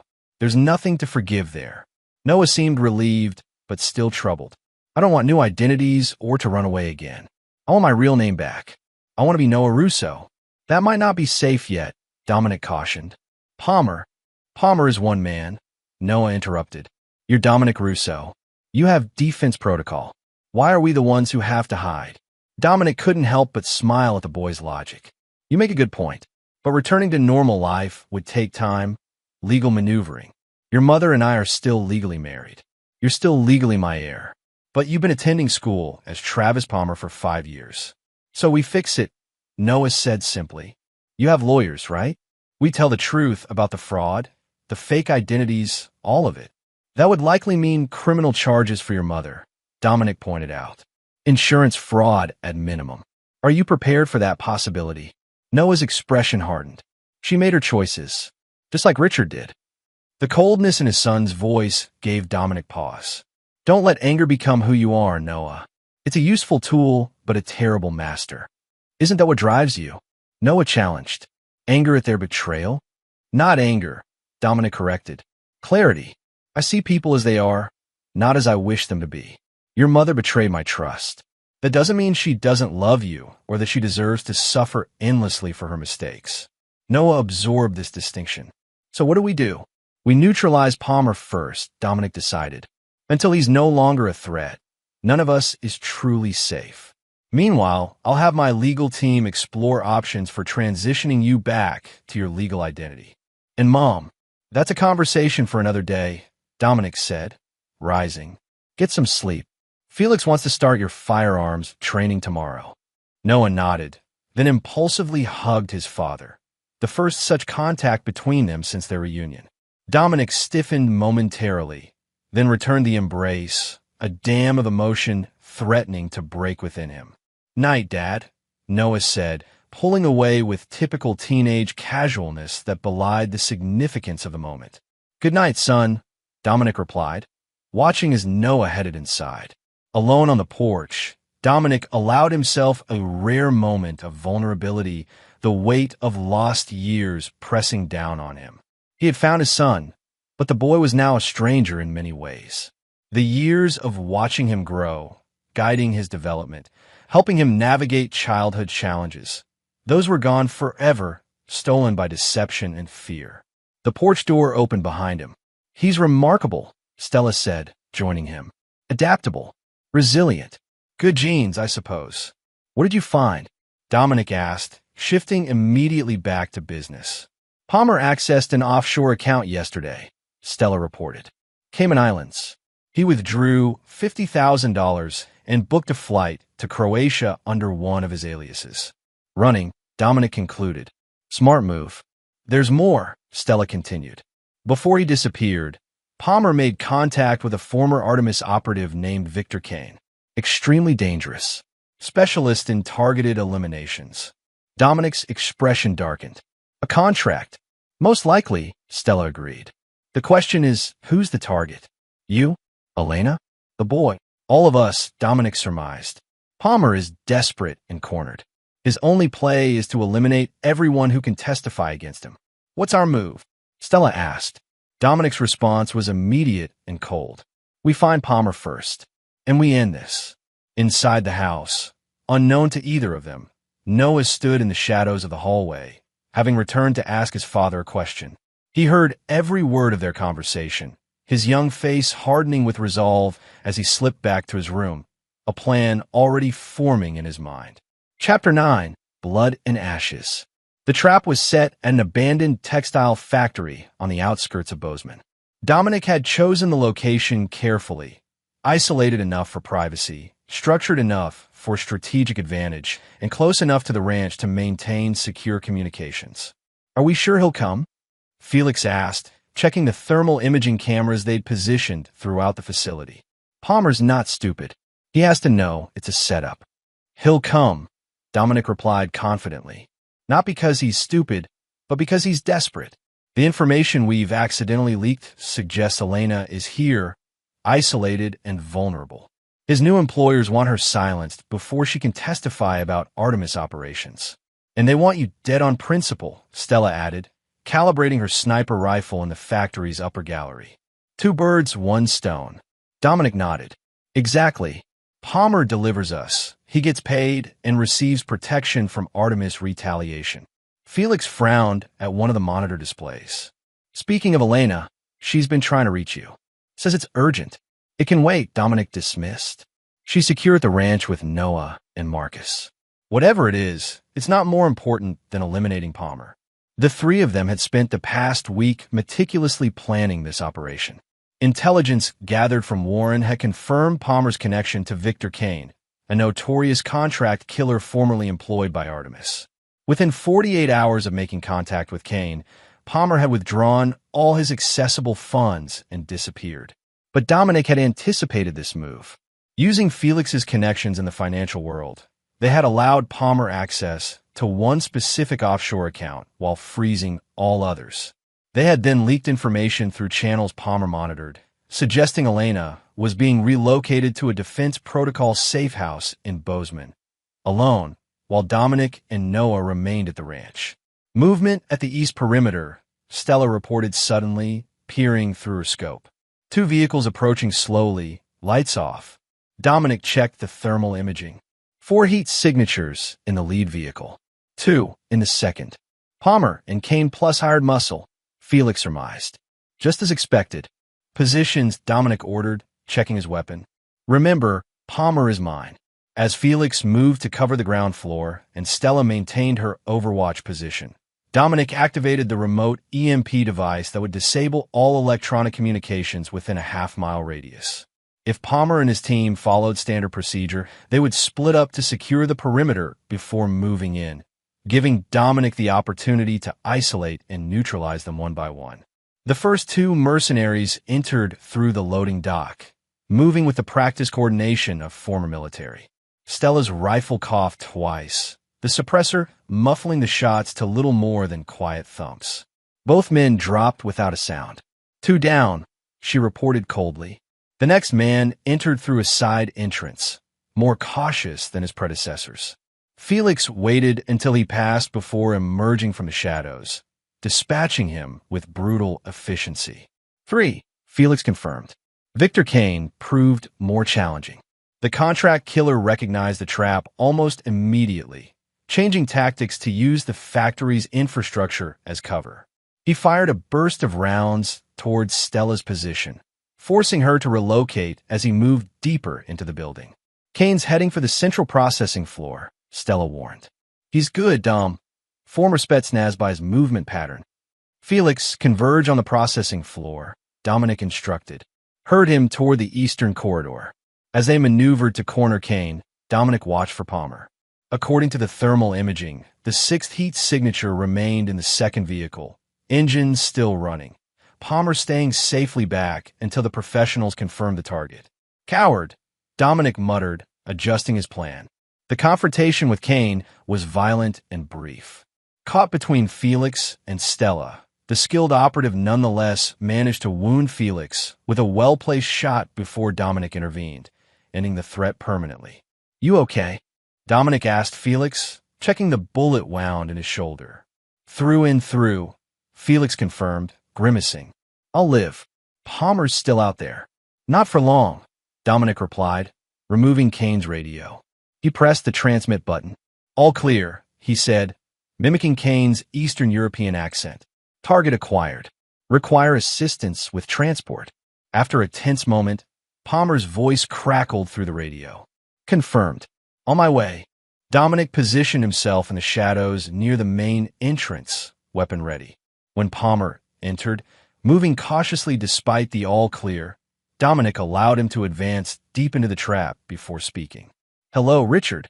Palmer froze, then spun around, raising his weapon toward the sound of Dominic's voice. Before he could fire, Dominic stepped forward, his own gun already aimed center mass. I wouldn't, Dominic advised coldly. Drop it or die where you stand. Palmer hesitated, calculation evident in his eyes. You won't shoot me, Russo. You need me alive to testify against Artemis. Warren already gave us everything we need, Dominic countered. You're just a loose end now. Despite the gravity of his situation, Palmer maintained his composure. If you kill me, you're no better than the monster Elena always said you were. I never claimed to be better, Dominic replied evenly. But I am smarter. Your team is dead. Your escape vehicle has been disabled, and your new Artemis friends have already disavowed you. Palmer's confidence wavered slightly. You're bluffing. Check your phone, Dominic suggested. The EMP is localized. You should have reception by now. Palmer glanced at his phone, color draining from his face as he read something on the screen. This is a mistake, he said, his voice less certain. We can make a deal. I have information. The only deal available is this, Dominic interrupted. Surrender now. Testify against your Artemis contacts, and I'll let the legal system determine your fate instead of ending you right here. Palmer seemed to consider this offer, then suddenly lunged to the side, firing wildly as he dove for cover. Dominic returned fire with precision, catching Palmer in the leg, dropping him to the floor. Bad choice, Dominic said, approaching the wounded man. But predictable. Palmer clutched his bleeding leg, hatred burning in his eyes. You think this ends with me? Artemis has resources you can't imagine. They'll come for all of you, Elena, the boy, everyone you care about. Artemis is finished, Dominic informed him. While you were running, I was systematically dismantling their entire operation. Their accounts are frozen, their data centers compromised, their board members under federal investigation. You backed the wrong side, Richard. As the reality of a situation dawned on Palmer, desperation replaced calculation. Wait, he pleaded. I can still be useful.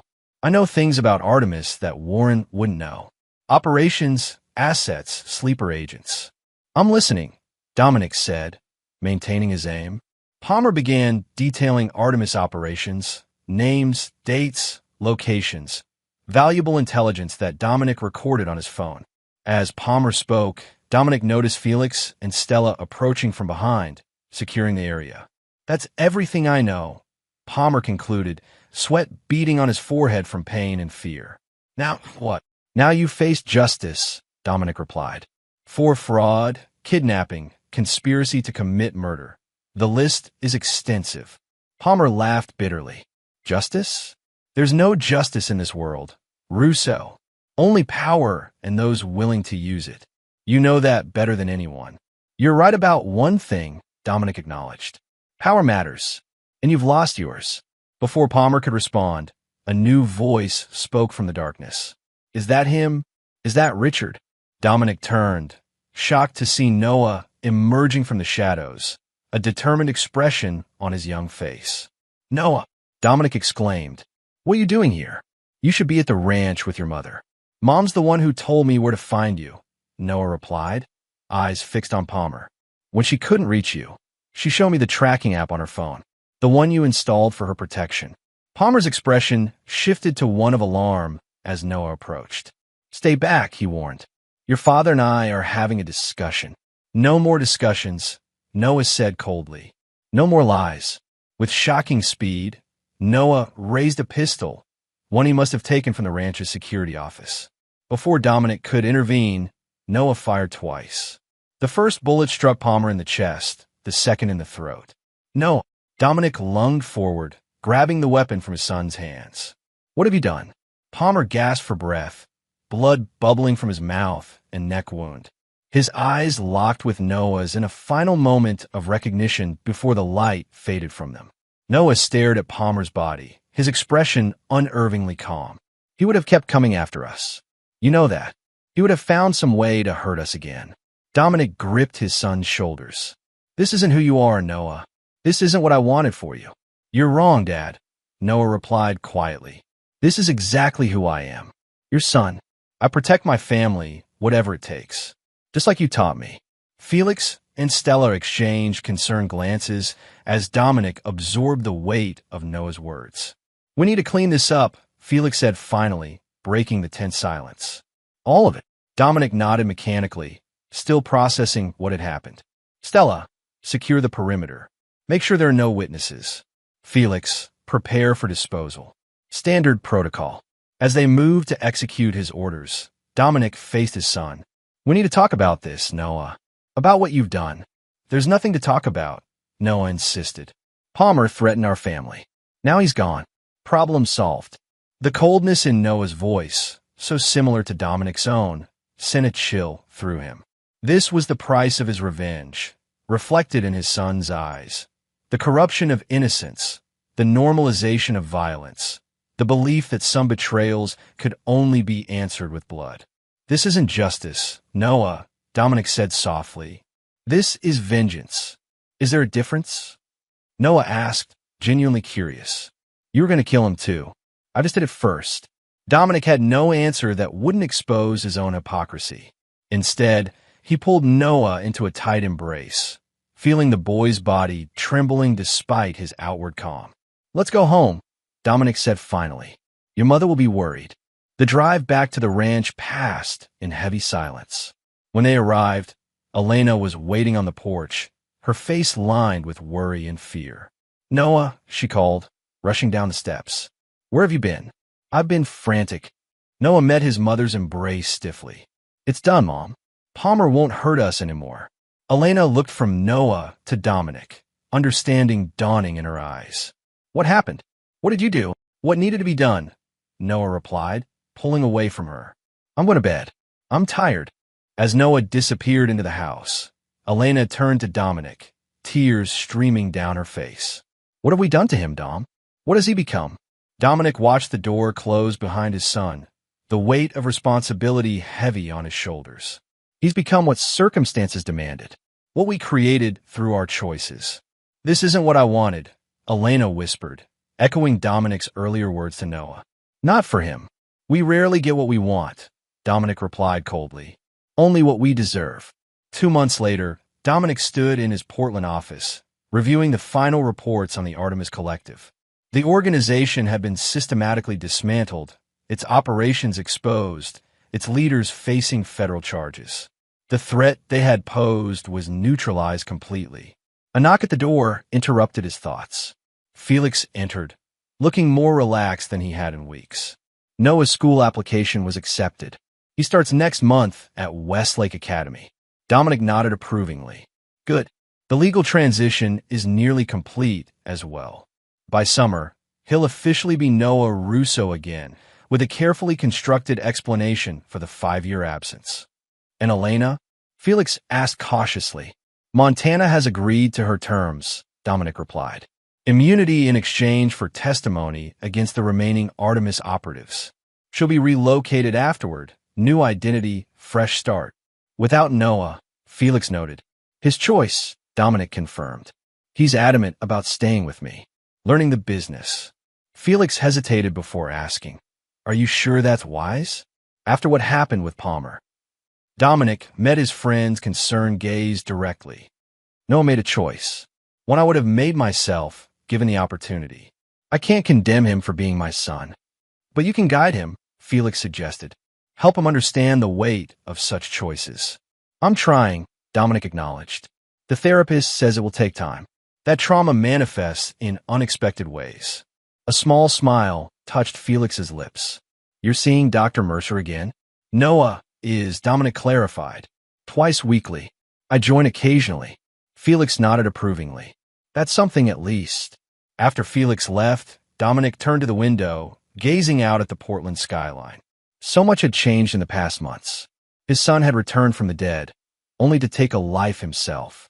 His wife, soon-to-be ex-wife, would disappear again, this time with his blessing. And he himself had changed in ways he was only beginning to understand. The intercom buzzed. Your son is here to see you, Mr. Russo, Lydia announced. Send him in, Dominic replied, turning from the window. Noah entered, looking more like a typical teenager than he had in months. The haunted look in his eyes had faded somewhat, replaced by cautious optimism about the future. Ready for dinner? Noah asked. You promised Italian tonight. Dominic smiled, a genuine expression that few besides Noah ever witnessed. I did. Salvatore's at 7. As they left the office together, Dominic placed a hand on his son's shoulder. The gesture contained everything he couldn't put into words. Pride, concern, love, and the solemn promise to do better, to be the father Noah needed, not just the avenger he had modeled. Some betrayals could never be forgiven. Some losses could never be recovered. But in the ashes of deception and revenge, something new had emerged. A bond forged in fire, tempered by truth, and stronger for having been broken. It wasn't redemption. Dominic wasn't interested in redemption, but it was perhaps something like peace. And there you have it. Another story comes to an end. What did you think? I'd love to hear your thoughts in the comments below. If you enjoy this story, consider joining our community by subscribing. It means the world to us. For more stories like this one, check out the recommended videos on screen. And I'll see you there. Welcome back to another story on Infidelity Tales Lab. Before we begin, tell us, where in the world are you watching from? Now, let's dive into today's story. Chapter 1. The Warning. Julius Thornton felt like he was floating. 3 days of hospital chairs, bitter coffee, and anxious waiting had culminated in the most beautiful moment of his life. Holding his daughter, Grace, for the first time. His wife, Anna, dozed in the passenger seat beside him, exhausted but radiant. The late September sun cast golden light through the car windows as he drove them home to their apartment in downtown Seattle. I still can't believe she's ours, Anna whispered, gazing at the sleeping infant in the car seat behind them. Julius smiled, his dark eyes crinkling. At 34, he'd built a successful career as a corporate lawyer after leaving the prosecutor's office, but nothing had prepared him for this overwhelming love. She's perfect, just like her mother. He pulled into their apartment complex, parking in his usual spot. The building was quiet. Most residents were still at work. Julius carefully lifted the car seat carrier while Anna gathered their bags. They walked toward the building entrance, both moving slowly, savoring these first moments as a family. But when they reached their third-floor apartment, Julius stopped cold. A white piece of paper was taped to their door. In bold black letters, someone had written, "Don't enter. Call 911. What the hell?" Julius's jaw tightened. His prosecutor instincts, dormant for 2 years, suddenly flared to life. He sat down in the car seat and pulled out his phone. "Jules, what's going on?" Anna's voice trembled. "Stay back," he said quietly, his mind racing through possibilities. Break-in? Gas leak? Something worse? With trembling hands, he dialed 911. The operator answered, and Julius explained the situation. "There's a note on my door telling me to call you. I just came home from the hospital with my newborn." "Don't enter the premises, sir. Units are on the way."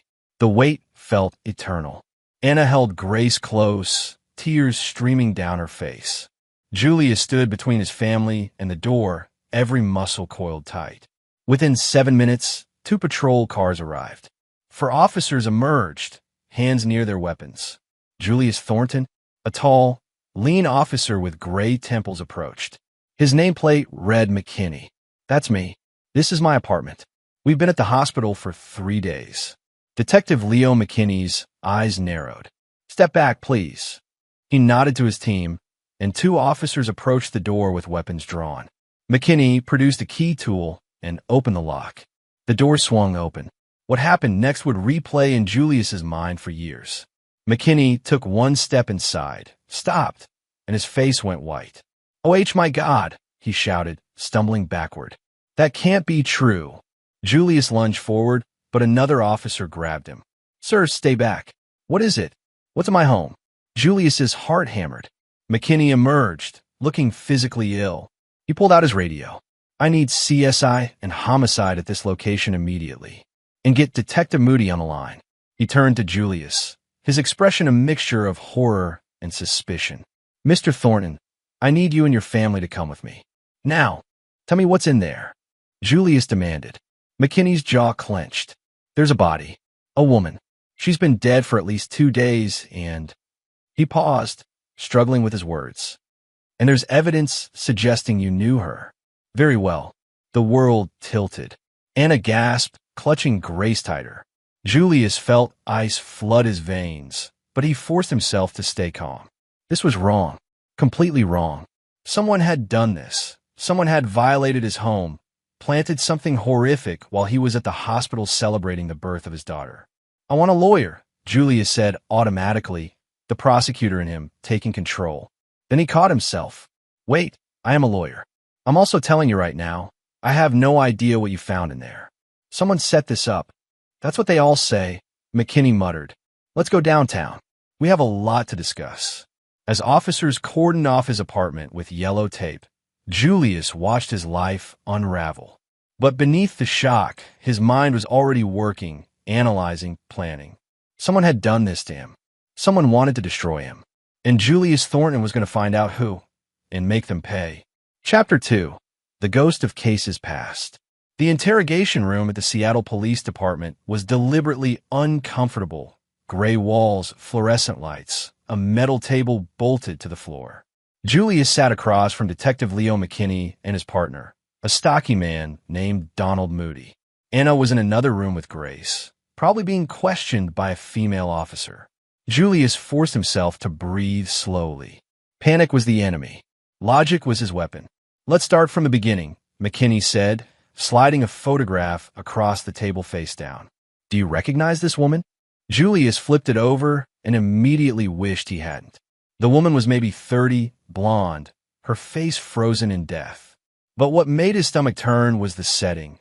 She was in his apartment, in his living room, wearing what looked like his Cornell Law School hoodie.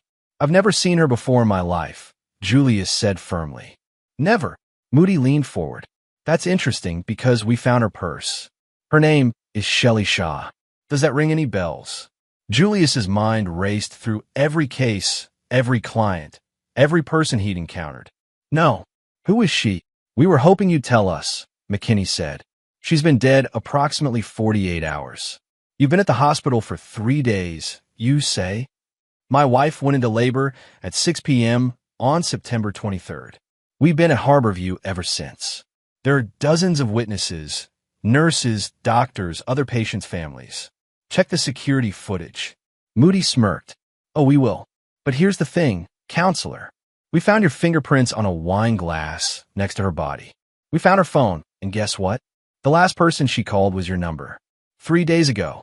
Julius's blood ran cold, but he kept his expression neutral. That's impossible. Check my phone records. I haven't received any calls from unknown numbers. Except you have, McKinney said, sliding over a phone log.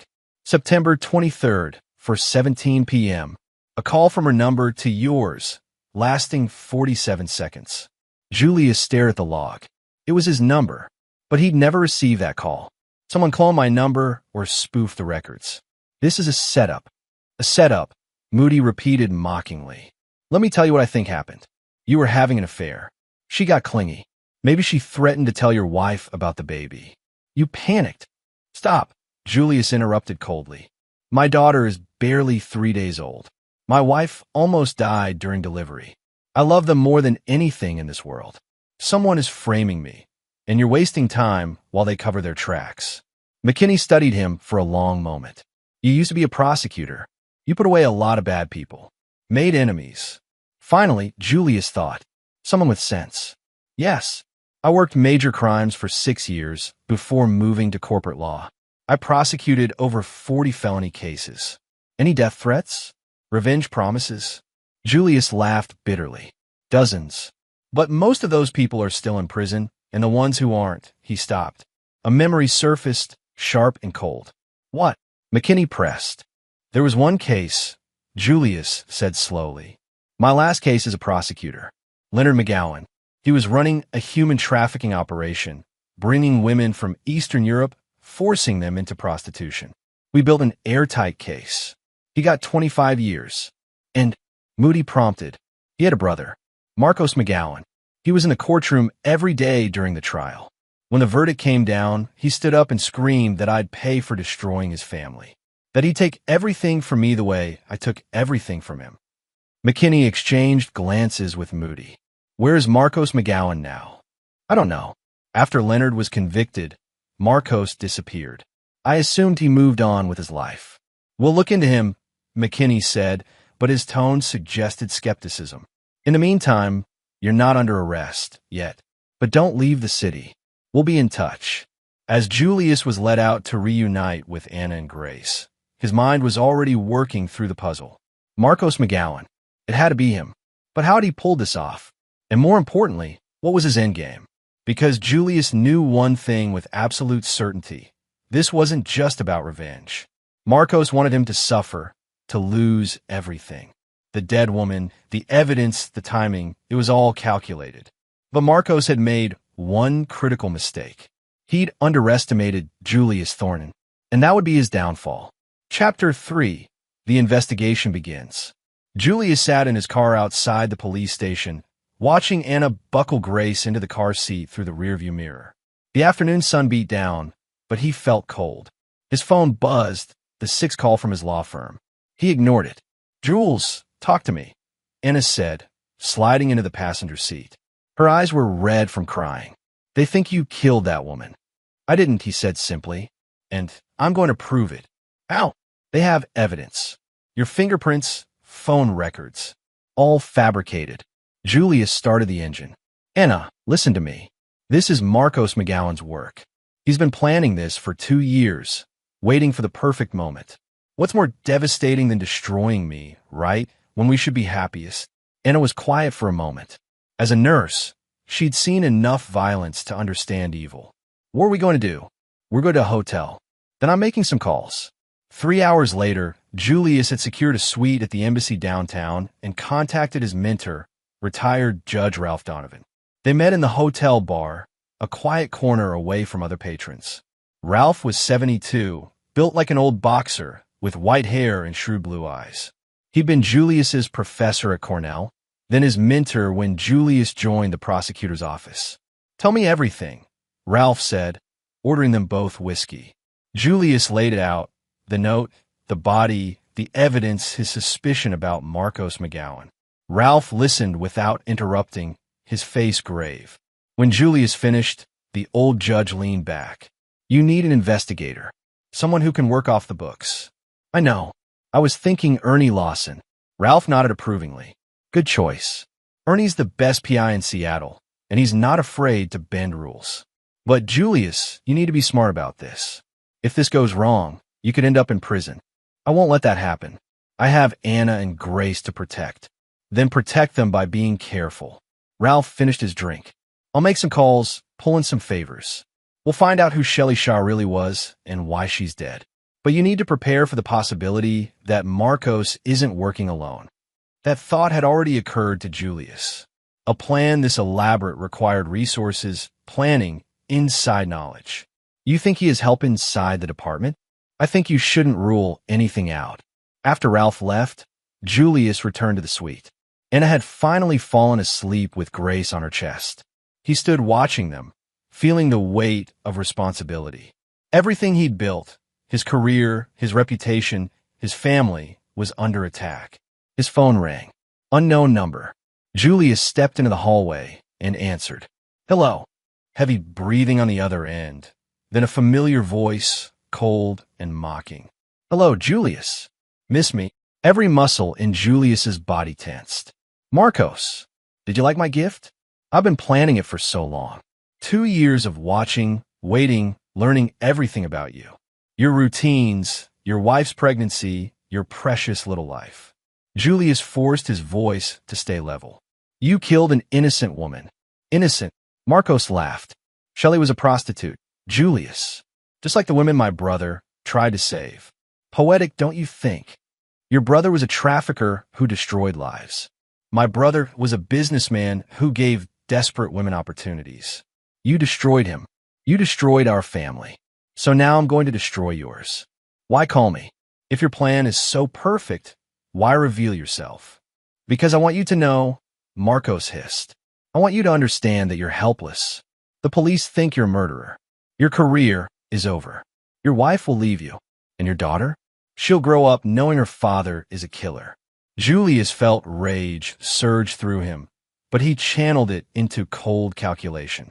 "You made a mistake calling me, Marcos. You just confirmed what I already suspected. And now I know you're not as smart as you think you are. We'll see about that, counselor. By the way, check your email. I sent you another present." The line went dead. Julius immediately opened his phone's email. The latest message had no sender name, just a video attachment. With dread, he clicked it. The video showed the inside of his apartment, but not recently. This was from weeks ago, maybe months. The camera angle was high, hidden somewhere. It showed him and Anna in their living room, laughing, cooking dinner together. Intimate moments. Private moments. Marcos had been watching them for months. But as Julius watched, his prosecutor's mind caught something. In one frame, the camera angle shifted slightly, revealing a reflection in a mirror. Just for a second, he could see part of the room and a window with a distinctive view. He recognized that view. It was from the apartment building across the street. A specific unit on the 4th floor that had been vacant for months. That's where Marcos had been hiding. That's where he planned everything. Julius smiled grimly. Marcos had made his first real mistake. He'd given away his observation post. And Julius was going to use that to bring him down. Chapter 4. The Hunter Becomes Hunted. At 6 a.m., Julius met Ernie Lawson in a diner 3 blocks from their hotel. Ernie was 58, a former Marine turned private investigator with a face like worn leather and eyes that missed nothing. He slid into the booth carrying a thick folder. "Ralph called in a favor," Ernie said without preamble. "I've been up all night. Found some interesting things about your dead woman." Julius leaned forward. "Tell me." Shelley Shaw, 31, worked as an escort through a high-end service called Elite Companions. But here's the kicker. She had no family in Seattle. She moved here 6 months ago from Miami. Want to guess who else was in Miami 6 months ago? Marcos McGowan. Bingo. I tracked his credit cards. He was there for 3 weeks, same time Shelley was working at a club called the Velvet Room. Ernie slid over photos. I think Marcos recruited her specifically for this frame job. Probably paid her well, promised her something, then killed her to complete the setup. Julius's jaw clenched. What about the phone records? Cloned. I have a tech guy who analyzed them. The call supposedly made from Shelley's phone to yours? It was spoofed using software.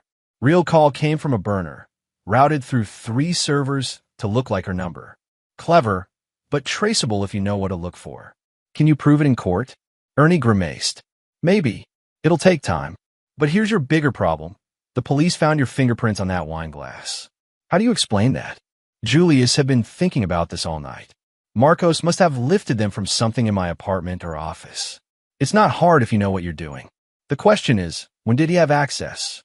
Your office has security, Ernie pointed out, but my home didn't. Not until 6 months ago when Anna got pregnant and I installed the alarm system. Julius felt the pieces clicking together. He had access before that. He could have taken anything, a glass, a document, whatever he needed to lift prints. Ernie nodded slowly. There's more. I found the apartment across from yours, the one with the view. Rented under a shell company called Thornhill Enterprises. Want to guess who set up that company? Marcos. Wrong. That's the weird part. The company was registered by a lawyer named Oscar Campos. He's legit, works for a firm downtown. I called, said I was doing due diligence for a client. Campos told me Thornhill Enterprises paid him $5,000 to handle the paperwork, all cash, and he never met the client in person. Julius's mind raced. Marcos is being careful, using proxies. But that means he's leaving a trail. A faint one. But yeah, if we pull the right threads, we might unravel him. Ernie drained his coffee. There's one more thing. The police are getting pressure to arrest you. McKinney seems like a decent cop, wants to be thorough, but his captain, a guy named Chester Arias, is pushing hard. Says the evidence is overwhelming. Arias. Julius remembered that name. He testified for the defense in the McGowan trial. One of Leonard's associates claimed Arias had been paid off, but we could never prove it. Ernie's eyes widened. You think Arias is dirty? I think Marcos has been very thorough. If he planned this for 2 years, he would have needed inside help. Someone to ensure the evidence was processed the right way, to push for my arrest. That's a serious accusation against the police captain. I know. That's why we need proof. Julius pulled out his phone, showing Ernie the video Marcos had sent. This was recorded from that apartment. I need you to get in there, see what else he left behind. Breaking and entering, call it aggressive investigating. Ernie grinned, the first time Julius had seen him smile. Now you're talking my language. But what about you? If Arias is dirty and pushing for your arrest, you might not have much time. Then I'll make time count. I need to talk to Oscar Campos, find out everything about who hired him. And I need to track down Marcos' associates from the trial. Be careful, Julius. These people play dirty. So will I. Julius stood, dropping cash on the table. Marcos thinks he's hunting me. He's wrong. I'm hunting him now. And when I find him, he's going to regret ever saying my name. As Julius walked out of the diner, his phone buzzed. A text from an unknown number. Tick-tock, counselor. How long before they arrest you? How long before Anna realizes who you really are? Julius stared at the message, then typed back. Come find me yourself, coward. Unless you're afraid. The response came immediately, soon. But first, I want you to lose everything. Sweet dreams. Julius pocketed his phone, a cold smile on his face. Marcos had made another mistake. He was too confident, too eager to taunt. That meant he was following a plan, and plans could be predicted. More importantly, plans could be disrupted. Chapter 5, Unraveling Threads. Oscar Campos' law office was in a modest building in South Lake Union. Julius waited in the parking lot, watching the entrance. At 8:47 a.m., a thin man in an expensive suit emerged, talking on his phone. Julius intercepted him before he reached his BMW. Mr. Campos? I need 5 minutes of your time. Campos looked startled, then wary. Do I know you? Julius Thornton. I'm the person Marcos McGowan is trying to frame for murder. The lawyer's face went pale. I don't know what you're talking about. Thornhill Enterprises. You registered that company 6 months ago. The company that rented the apartment across from mine, where Marcos filmed me and my wife. Julius stepped closer, his voice deadly calm. You helped him stalk us. You're an accessory. I didn't know. I swear, I had no idea what he was planning. Campos's facade crumbled. He paid cash, said he wanted privacy for a business venture. I never met him, just handled paperwork. How did he contact you? Email. Anonymous account. He sent documents electronically. I filed them, sent the paperwork to a P.O. box. Campos was sweating despite the cool morning air. I thought it was just a rich guy avoiding publicity. I do that for clients sometimes. Julius studied him. The man was scared, probably telling the truth. Give me everything. Emails, documents, the P.O. box address. All of it. I could lose my license. You'll lose more than that if I connect you to murder. Help me, and I'll keep you out of it. Julius handed him a burner phone. You have 2 hours. He left Campos standing in the parking lot and drove to the University District, where Ernie had traced one of Leonard McGowan's old associates, a man named Clifford Wright who'd served 3 years for his role in the trafficking operation. Wright lived in a rundown apartment above a Thai restaurant. Julius climbed the narrow stairs and knocked. The door opened a crack, a chain still attached. Whatever you're selling, I don't want it, a gravelly voice said. I'm not selling. I'm Julius Thornton. I prosecuted Leonard McGowan. The door slammed shut. Julius heard scrambling inside. He knocked again, harder. I know Marcos is planning something. If you help him, you'll go down with him. Silence. Then, I don't know Marcos. Yes, you do.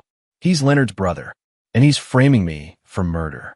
When this blows up, and it will, anyone connected gets caught in the blast. But if you talk to me now, I can help you. The chain rattled. The door opened fully, revealing a gaunt man in his 50s, tattoos covering his arms. You got some balls coming here. I've got a newborn daughter and a wife I need to protect. I don't have time for fear. Julius met his eyes. Has Marcos contacted you? Wright hesitated, then nodded slowly. Yeah, about a month ago. Wanted to know about you, your routines, your weaknesses if you had enemies. I told him to get lost. I did my time. I'm clean now. Did he say what he was planning? No, but he was obsessed, man. Kept talking about justice, about how you destroyed his family. He blamed you for his mom's death, said she died of grief after Leonard went to prison. Julius hadn't known that. For a moment, he felt a flicker of something. Not quite sympathy, but understanding. Grief could poison people, turn them into monsters. Who else did he contact? I don't know names, but I heard he was recruiting people, paying good money. Had some cop on his payroll too, though I never got details. Wright shifted uncomfortably. Look, I said I don't want trouble. That's the truth. One more question. Do you know where Marcos is hiding? Wright shook his head. No, but he mentioned something once. Said he had a place where nobody would think to look. Somewhere from his childhood. Julius thanked him and left. Somewhere from his childhood. He pulled out his phone and called Ernie. I need everything on Marcos McGowan's background. Family history, childhood addresses, everything. Already on it, Ernie replied. Found something interesting. Marcos and Leonard grew up in Tacoma, but their mother owned a cabin near Mount Rainier. Inherited from her father.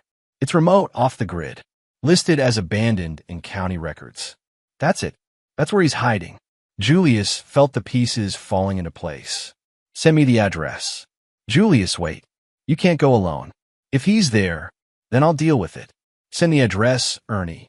The location came through minutes later. A cabin 30 miles southeast of Enumclaw, deep in the Cascade foothills. Julius started driving, his mind calculating. This was risky, possibly stupid. But Marcos had made this personal, had threatened his family. Julius needed to end this, and sometimes that meant taking risks. His phone rang. Detective McKinney. Julius answered on speaker. Mr. Thornton, where are you? Following up on some leads. What? Captain Arias is pushing for a warrant for your arrest. I'm trying to hold him off, but I need you to come in. Answer more questions. I didn't kill anyone, detective. I'm being framed. I'm starting to believe you, McKinney said, surprising Julius.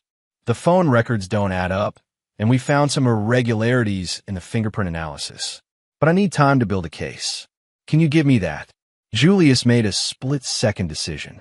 Detective, have you ever heard of a police captain named Chester Arias taking bribes? Dead silence on the line. Then, that's a serious accusation. I prosecuted Leonard McGowan 2 years ago. During the trial, there were allegations that Arias was on Leonard's payroll. We couldn't prove it, but the rumors persisted. Now Arias is pushing hard to arrest me. Why? Because Marcos McGowan is pulling his strings. McKinney was quiet for a long moment. If what you're saying is true, where's your evidence? I'm working on it. Give me 24 hours. I can't. 24 hours, detective. Then you'll have everything you need. Julius hung up before McKinney could respond. The GPS showed 15 miles to the cabin. He pressed the accelerator, racing against time and against an enemy who'd been planning this confrontation for 2 years. But Marcos had made one fatal miscalculation. He'd turned this into a war. And Julius Thornton knew how to win wars. Chapter 6, The Trap Within a Trap. The cabin emerged from the forest like a skeleton, weathered wood, broken windows, surrounded by decades of neglect. Julius parked a half-mile down the access road and approached on foot, using the tree line for cover. It was past noon, and the autumn sun filtered through the canopy, creating shadows that danced across the forest floor. He'd texted Ernie his location before losing cell service. If something went wrong, at least someone would know where to look. Julius circled the cabin, observing. One car was parked behind it, a black SUV with mud-covered plates. Smoke rose from the chimney. Someone was home. Moving carefully, he approached a side window. Through the grimy glass, he could see into what had once been a living room. A man sat at a table, his back to the window. Even from this angle, Julius recognized him from the trial. Marcos McGowan. Older now, thinner, with the feral look of someone consumed by obsession. But Marcos wasn't alone. Another figure moved in the shadows. A woman, younger, with dark hair. Julius couldn't see her face. He needed to get closer, needed to hear what they were saying. He spotted a broken window on the cabin's far side, the glass long gone. Moving silently, he crept toward it. Told you it's working perfectly, Marcos was saying. The police are ready to arrest him. Arias is pushing hard. By tomorrow, Julius Thornton will be in custody. And the evidence is solid? The woman's voice was professional, cold. Julius froze. He recognized that voice, but from where? Ironclad, Marcos replied. His fingerprints, phone records, motive. They'll convict him. Then I'll go after his wife, his daughter. I'll destroy everything he loves, piece by piece. Julius's hands clenched into fists. Every instinct screamed to burst in, to end this now. But he needed proof, needed to record this confession. He carefully pulled out his phone, praying for even a weak signal. Nothing. The cabin was too remote. But the phone's voice recorder worked. He started recording, holding it near the window. What about the cop? The woman asked. McKinney's been asking questions. He's not as stupid as Arias. McKinney doesn't matter. Arias controls the case. And if McKinney becomes a problem, we'll deal with him like we dealt with Shelley. So Marcos had killed Shelley Shaw himself. Julius had suspected, but hearing the confirmation made his blood run cold. You're taking too many risks, the woman warned. This vendetta is making you sloppy. It's not a vendetta, it's justice. Marcos slammed his fist on the table. Julius Thornton destroyed my family. My brother is rotting in prison. My mother died of heartbreak, and he walked away without a scratch. Well, not anymore. Now he knows what loss feels like. And when it's done, when he's in prison, Marcos smiled, and it was the smile of madness. Then I disappear. New identity, new country. The money from the Thornhill accounts will set me up nicely. Assuming you live that long, a voice said behind Julius. He spun around. Detective Leo McKinney stood 10 feet away, service weapon drawn, but pointed at the ground. 2 other officers flanked him. Don't move, McKinney said quietly. I'm going to give you one chance to explain what you're doing here.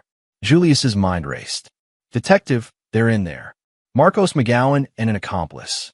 I was recording their confession. By trespassing on private property? By contaminating a potential crime scene? McKinney shook his head. I told you to give me time, Mr. Thornton. Instead, you're playing vigilante. You don't understand. I understand perfectly. You're desperate, possibly guilty, and you're making everything worse. McKinney gestured to the officers. Take him into custody. As the officers moved toward Julius, gunshots erupted from inside the cabin. Everyone dove for cover. Julius hit the ground, his phone flying from his hand. More shots, then shouting. The cabin's front door burst open and Marcos McGowan emerged, firing wildly.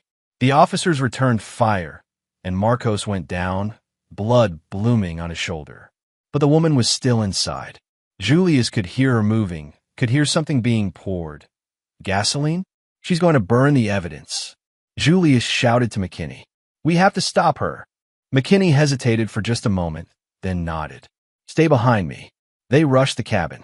Inside was chaos. Overturned furniture, scattered papers, and in the back room, flames already licking up the walls. The woman was nowhere to be seen. Then Julius spotted the back door, hanging open. He ran through it, emerging into a clearing. The woman was 50 yards away, running toward a second vehicle hidden in the trees. Julius sprinted after her, his lawyer's body protesting every step. But adrenaline pushed him forward. He was closing the gap. 30 yards, 20. She spun around, and Julius finally saw her face clearly. Kate Doherty, the assistant district attorney he'd worked with during the McGowan trial. The one who'd had access to all the evidence, all the case files. The one who'd become Marcos's inside connection. You, Julius breathed, shock stopping him in his tracks. Kate pointed a gun at him, her hand steady. I'm sorry, Julius. I really am. But Marcos paid better than the DA's office ever did. You helped frame me. You knew Shelley Shaw was going to die. Casualties of war. Kate's finger tightened on the trigger. Goodbye, Julius. A shot rang out. Julius flinched, but the bullet didn't hit him. Kate's gun fell from her hand. She looked down at the red spreading across her chest, then collapsed. Detective McKinney stood behind Julius, weapons still raised. That's enough death for one day, he said quietly. Behind them, the cabin burned. Officers had Marcos in custody, wounded but alive. Evidence was being destroyed in the flames, but Julius's phone, wherever it had fallen, might still have the recording. As EMTs arrived and chaos swirled around him, Julius felt the weight lift from his shoulders. It wasn't over yet. There would be investigations, trials, testimonies. But Marcos McGowan's plan had failed. Julius had survived. Chapter 7. Turning the Tables. The recording was intact. Julius's phone, thrown into the dirt during the confrontation, had continued recording through everything. Marcos's confession, the shootout, Kate Doherty's final words. It was all there, crystal clear, undeniable. But Julius wasn't satisfied with just survival. As he sat in the police station 3 hours later, giving his statement to McKinney, his mind was already moving to the next phase. Marcos will claim coercion, illegal recording, any technicality he can find, Julius told McKinney. And with Kate Doherty dead, he's lost his inside connection but gained sympathy. Wounded in a police shooting, his accomplice killed. A good defense attorney will use that. McKinney looked exhausted. The confession is solid, Thornton. And once we finish processing the cabin, we'll have more evidence. Financial records, communications, most of which burned in the fire. Julius leaned forward. Detective, I want to finish this properly. I want Marcos to face justice not just for framing me, but for everything he's done. Shelley Shaw's murder, the corruption of Kate Doherty, the bribery of Captain Arias. Arias is already under investigation. Internal Affairs is tearing apart his records. Good, but I need more. I need Marcos to confess to Shelley's murder directly, on record, with no question of legality. McKinney studied him. What are you proposing? Let me talk to him. No lawyers present, just me and him, with proper recording. I'll get him to confess to everything. That's insane. His lawyer would never allow it. Julius smiled coldly. He doesn't have a lawyer yet. And If I make the offer right, he won't want one. Marcos has been obsessed with confronting me for 2 years. Give him that chance, and he won't be able to resist. McKinney was silent for a long moment. This is highly irregular. So, was planting a corpse in my apartment. Sometimes, to catch a monster, you have to think like one. 20 minutes later, Julius stood outside an interrogation room. Through the one-way glass, he could see Marcos McGowan, his shoulder bandaged, sitting in handcuffs. The man looked smaller now, diminished by failure. Julius entered. Marcos's head snapped up, hatred burning in his eyes. "Hello, Marcos," Julius said calmly, taking the seat across from him. "We finally get our face-to-face meeting. Come to gloat." Marcos spat. "You ruined everything." "Again?" "No. I came to give you a chance." Julius leaned back. "You wanted to destroy me. You wanted me to feel what you felt. But I'm still here, my family is safe, and you're going to prison. Unless. Unless what? Unless you tell the truth. All of it. On record." Julius gestured to the camera in the corner. "Confess to everything. Shelley Shaw's murder, the frame job, Kate Doherty's involvement, Captain Arias's corruption. Give me the full story, and I'll make sure the prosecutor knows you cooperated. Maybe you get a deal. Maybe you shave some years off." Marcos laughed bitterly.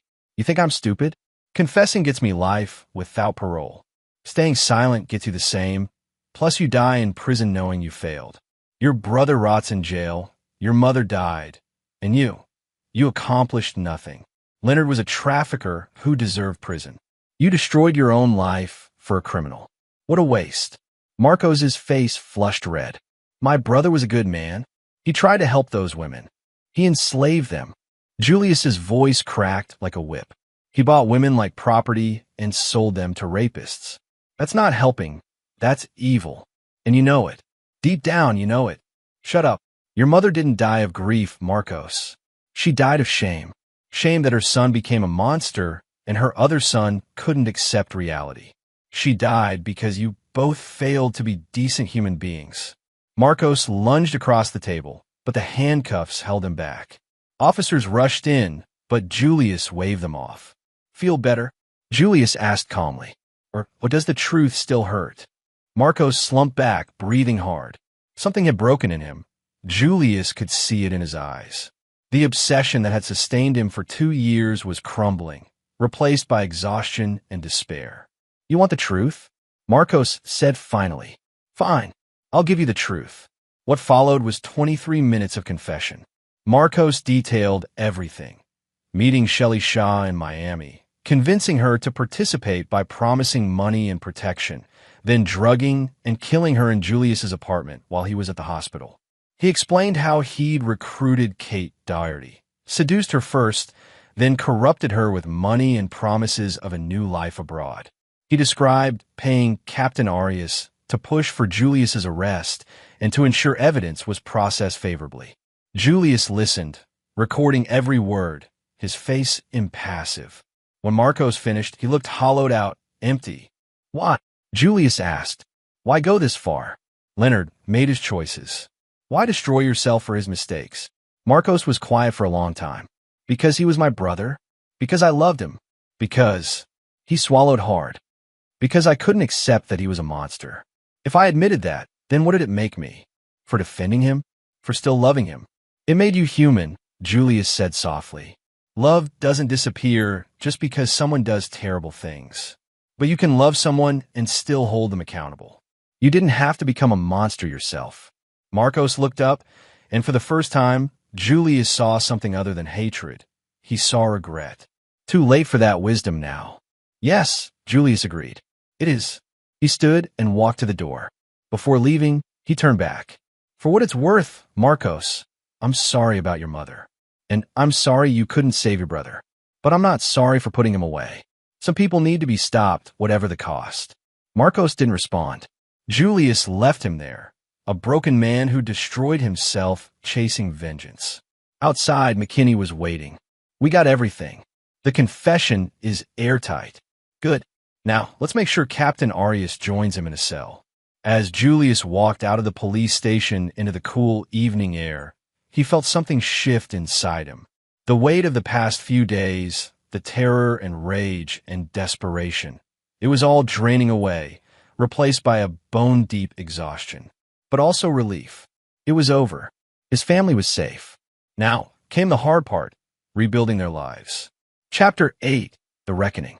3 days after Marcos's confession, Julius stood in the office of District Attorney Arturo Griffin. The DA was a formidable man in his 60s, with silver hair and the bearing of someone who'd never lost a case he cared about. "Mr. Thornton," Griffin began, "I owe you an apology. My office harbored a corrupt ADA who helped frame you for murder. That's unacceptable." "Kate Doherty made her choices," Julius replied. "But I'm more interested in discussing Captain Chester Arias." Griffin's expression hardened. "Internal Affairs has been investigating him for 72 hours. We found evidence of bribery dating back 5 years, not just from Marcos McGowan, but from other defendants as well. He's been dirty for a long time. I suspected as much during the Leonard McGowan trial. We should have pushed harder, perhaps, but that's history now." Griffin pulled out a thick file. "Arias has been arrested. He's facing charges of corruption, obstruction of justice, and conspiracy to commit murder. With Marcos's testimony and the financial records we've recovered, he's looking at 20 years minimum." Julius nodded. "Justice, finally. But there was one more piece to address. What about the recording I made at the cabin? The defense will argue it's inadmissible. They can argue all they want. Marcos confessed again at the station, voluntarily and on record. The cabin recording just corroborates everything. Between that, the physical evidence, and Kate Doherty's involvement, the case is airtight." Griffin leaned forward. "Julius, you've been exonerated completely. The evidence against you has been exposed as fraudulent. Your reputation is intact." "My reputation?" Julius laughed bitterly. "My face was on the news for 3 days. People think I'm a killer. Then we'll hold a press conference. I'll personally announce that you were the victim of an elaborate frame job, that you helped expose corruption in the police department, and that you're a hero." "I'm not a hero. I'm just a father trying to protect his family." Griffin smiled slightly. "Sometimes that's the same thing." The press conference happened the next day. Julius stood beside DA Griffin and Detective McKinney as cameras flashed and reporters shouted questions. Griffin laid out the facts clearly. Julius Thornton had been framed by Marcos McGowan in an act of misguided revenge. The frame job involved murder, corruption, and a conspiracy that reached into the police department itself. Julius was completely innocent and had, in fact, helped crack the case. Questions flew fast. "Mr. Thornton, how does it feel to be exonerated?" "Relieved, exhausted, grateful." "Were you ever afraid you'd be convicted?" Julius paused, choosing his words carefully. "Yes, the evidence against me was compelling because it was designed to be. That's what made this so dangerous. If not for Detective McKinney's thorough investigation and some lucky breaks, I might be in a cell right now." "What do you want people to know about this case?" "I want them to know that justice requires vigilance. It requires people like Detective McKinney who don't rush to judgment, who investigate thoroughly even when the evidence seems obvious. And I want people to understand that revenge destroys everyone it touches."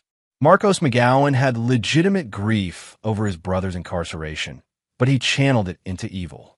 Now his life is over too. After the press conference, Julius went directly to the hotel where Anna and Grace waited. Anna opened the door, baby in her arms, and Julius saw tears on her face. "I watched," she said simply. "It's really over?" "It's over." Julius wrapped his arms around both of them. "We can go home soon." "Well, not home. They're still processing it as a crime scene. But we'll find a new place. Start fresh." Anna pulled back, studying his face. "You're different. Harder. I had to be. To survive this, to protect you both, I had to become someone capable of fighting monsters." "Are you still that person now?" Julius looked at his sleeping daughter, so innocent, so perfect. "I hope not. I want to be the man who dances with his daughter in the kitchen, who helps her with homework, who teaches her right from wrong. Not the man who hunts people and manipulates confessions. But you can be that man again, because our daughter needs her real father, not some warrior." "I know." Julius kissed Anna's forehead. "I'll find my way back. I promise." That evening, Julius received an unexpected visitor at the hotel, Ernie Lawson. The PI carried a manila envelope. "Got something for you," Ernie said, handing it over. "Finished processing what we pulled from the cabin before it burned. Found this." Inside the envelope were photographs, dozens of them. Pictures of Julius and Anna over the past 2 years. At restaurants, at the park, at home through their windows. A complete surveillance record of their lives. But there was something else too. A ledger. Handwritten notes detailing Marcos' expenditures. Payments to Kate Doherty, $75,000 over 6 months. Payments to Captain Arias, $50,000. Payments to Shelley Shaw, $25,000, with a final notation, payment completed differently. And at the bottom, a list of other names. People Julius didn't recognize. "What's this?" he asked Ernie. "Looks like Marcos was planning more than just framing you." These names, I ran them. They're all people connected to Leonard McGowan's case. Witnesses, investigators, jurors. I think Marcos was planning to target them too, after he dealt with you. Julius felt cold. He was going to kill them, maybe, or ruin them like he tried with you. Either way, you stopping him saved a lot of people. Julius stared at the names, realizing how close they'd come to disaster. If he'd been arrested, if the case had proceeded, Marcos would have disappeared and continued his vendetta against everyone he blamed for his brother's conviction. "Make sure McKinney gets this," Julius said. "Every name on this list deserves to know how close they came to being targets." "Will do." Ernie stood to leave, then paused. "Julius, you did good. Not many people could have survived what Marcos put you through, and fewer could have turned it around like you did. I had help. From you, from Ralph, from Anna. I didn't do it alone. Maybe not, but you led the charge." Ernie offered his hand. "If you ever need an investigator again, for legitimate work, call me." Julius shook his hand. "I'll keep that in mind." After Ernie left, Julius sat alone in the hotel room, Anna and Grace sleeping in the bedroom. He pulled out his phone and opened his contacts. One name stood out, Ralph Donovan, his mentor. Julius called. Ralph answered on the second ring. "Julius, I've been watching the news. You're all anyone can talk about." "Ralph, I need your advice." "Legal advice." "Of course. What is it?" "Marcos McGowan confessed to everything. He's been in prison for life, no question. Captain Arias is facing charges. Kate Doherty is dead. Justice is being served, objectively speaking. I hear a but coming, but it doesn't feel like enough." Julius's voice was raw. "Marcos destroyed Shelley Shaw. He corrupted Kate Doherty. He terrorized my family. He almost destroyed my life. And yes, he'll rot in prison, but that's not enough. I want him to suffer the way he made me suffer." Ralph was quiet for a moment. "Julius, I understand that impulse, but you need to let it go. Revenge breeds more revenge. You've won. You've protected your family. That has to be enough. What if it's not? Then you'll become what you fought against. You'll become Marcos, consumed by vengeance, destroyed by hatred." Ralph's voice softened. "Julius, you have a daughter now. She needs a father, not a vigilante. Don't throw that away for the satisfaction of making Marcos suffer." Julius closed his eyes, feeling the truth in Ralph's words. "You're right. I know you're right. It's just hard to let go of the anger. I know, but that's what separates the good men from the monsters. Good men know when to stop." They talked for another hour, Ralph helping Julius process the trauma of the past week. By the time they hung up, Julius felt more centered, more like himself. He looked at the photos Ernie had given him, all those images of his life that Marcos had stolen. Julius gathered them up and walked to the hotel room's fireplace. One by one, he fed them to the flames. Marcos' surveillance, his obsession, his hatred, all of it turned to ash. It was time to move forward. Chapter 9, New Beginnings. 6 weeks later, Julius stood in the nursery of their new apartment, painting the walls a soft lavender. Anna had chosen the color, so it would be calming for Grace. He could hear his daughter gurgling in the living room, Anna talking to her in that musical voice reserved for babies. The trial had been quick. Marcos McGowan pled guilty to all charges: murder, conspiracy, obstruction of justice. Life without parole. Captain Chester Arias got 20 years. The investigation into Kate Doherty's corruption had exposed 3 other cases where she manipulated evidence, leading to retrials for the defendants. Julius's life had been turned inside out, examined by the media and public opinion, then slowly put back together. His law firm had welcomed him back with apologies and a promotion. Ralph Donovan had written an op-ed defending him. Even some of his old colleagues from the prosecutor's office had reached out, offering support. But the real healing happened here, in this new apartment, far from the crime scene that had been their home. Starting fresh, building new memories. Jules! Anna appeared in the doorway. There's someone here to see you. Julius set down the paint roller and walked to the living room. Detective Leo McKinney stood there, looking uncomfortable in jeans and a polo shirt. Detective, this is a surprise.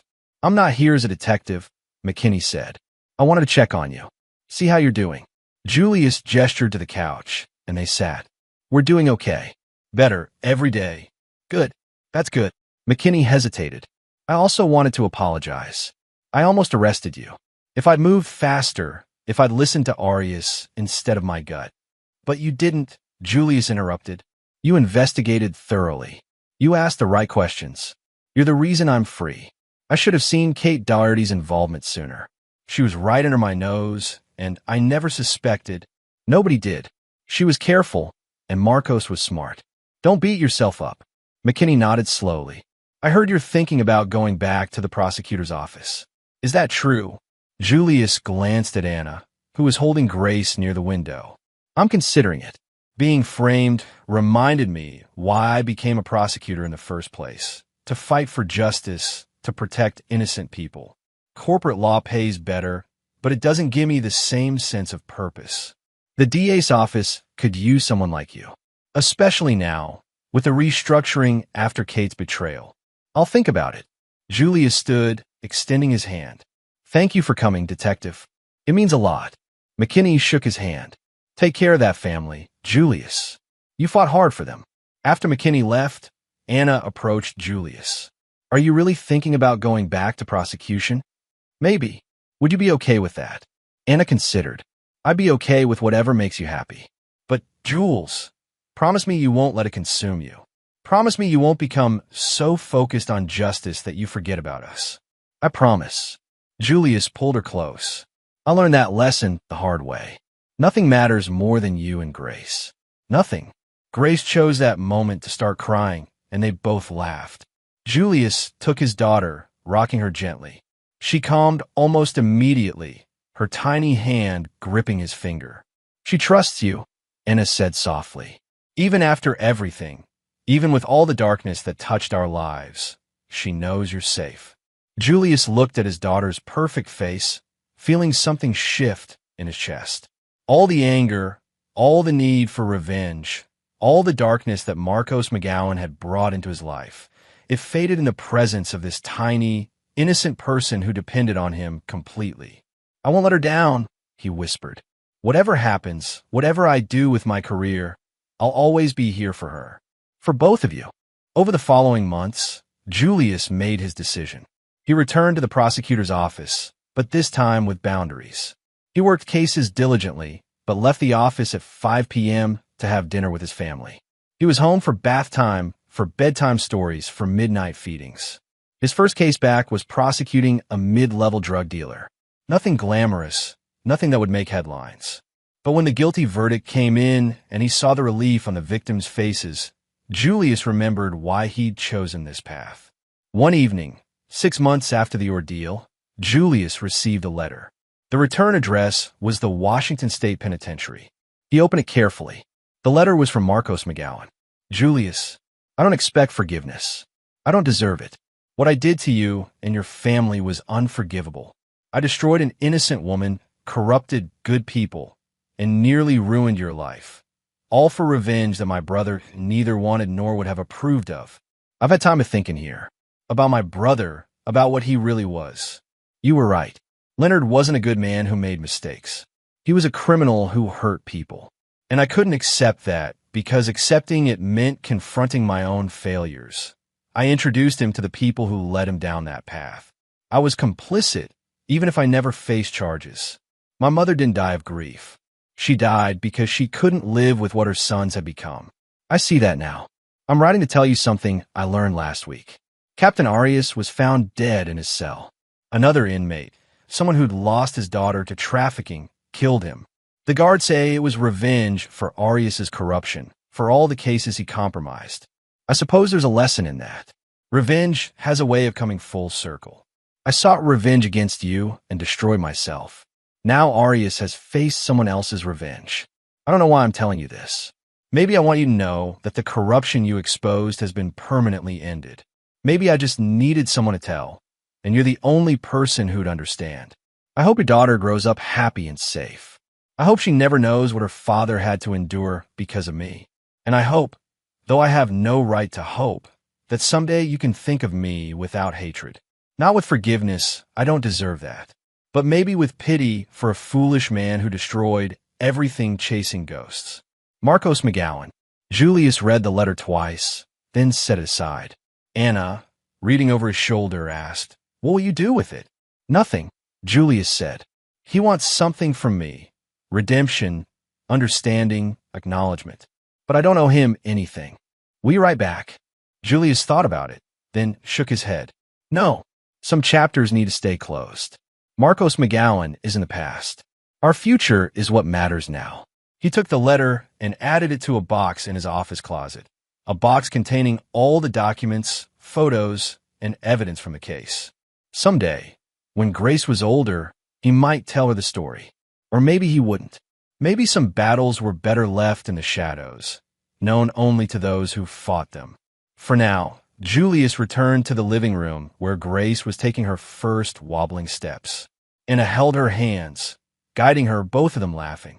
Julius joined them, kneeling on the floor. Grace lurched toward him, and he caught her in his arms. She squealed with delight, and Julius felt his heart swell. This was victory. This was justice. Not the courtroom kind, not the satisfaction of seeing enemies punished, but the simple, profound justice of a family safe and whole, of a future full of possibility, of a daughter who would grow up knowing love instead of hatred. Marcos McGowan had tried to destroy him, but Julius Thornton had survived, had protected his family, and had emerged stronger. The scars remained, nights when he still checked the locks twice, moments when unknown cars made him tense, but they were healing. "Dada," Grace said, her first word. Julius felt tears spring to his eyes. "That's right, baby," he whispered. "Daddy's here. Daddy will always be here." Anna smiled at him over their daughter's head, and in that smile, Julius saw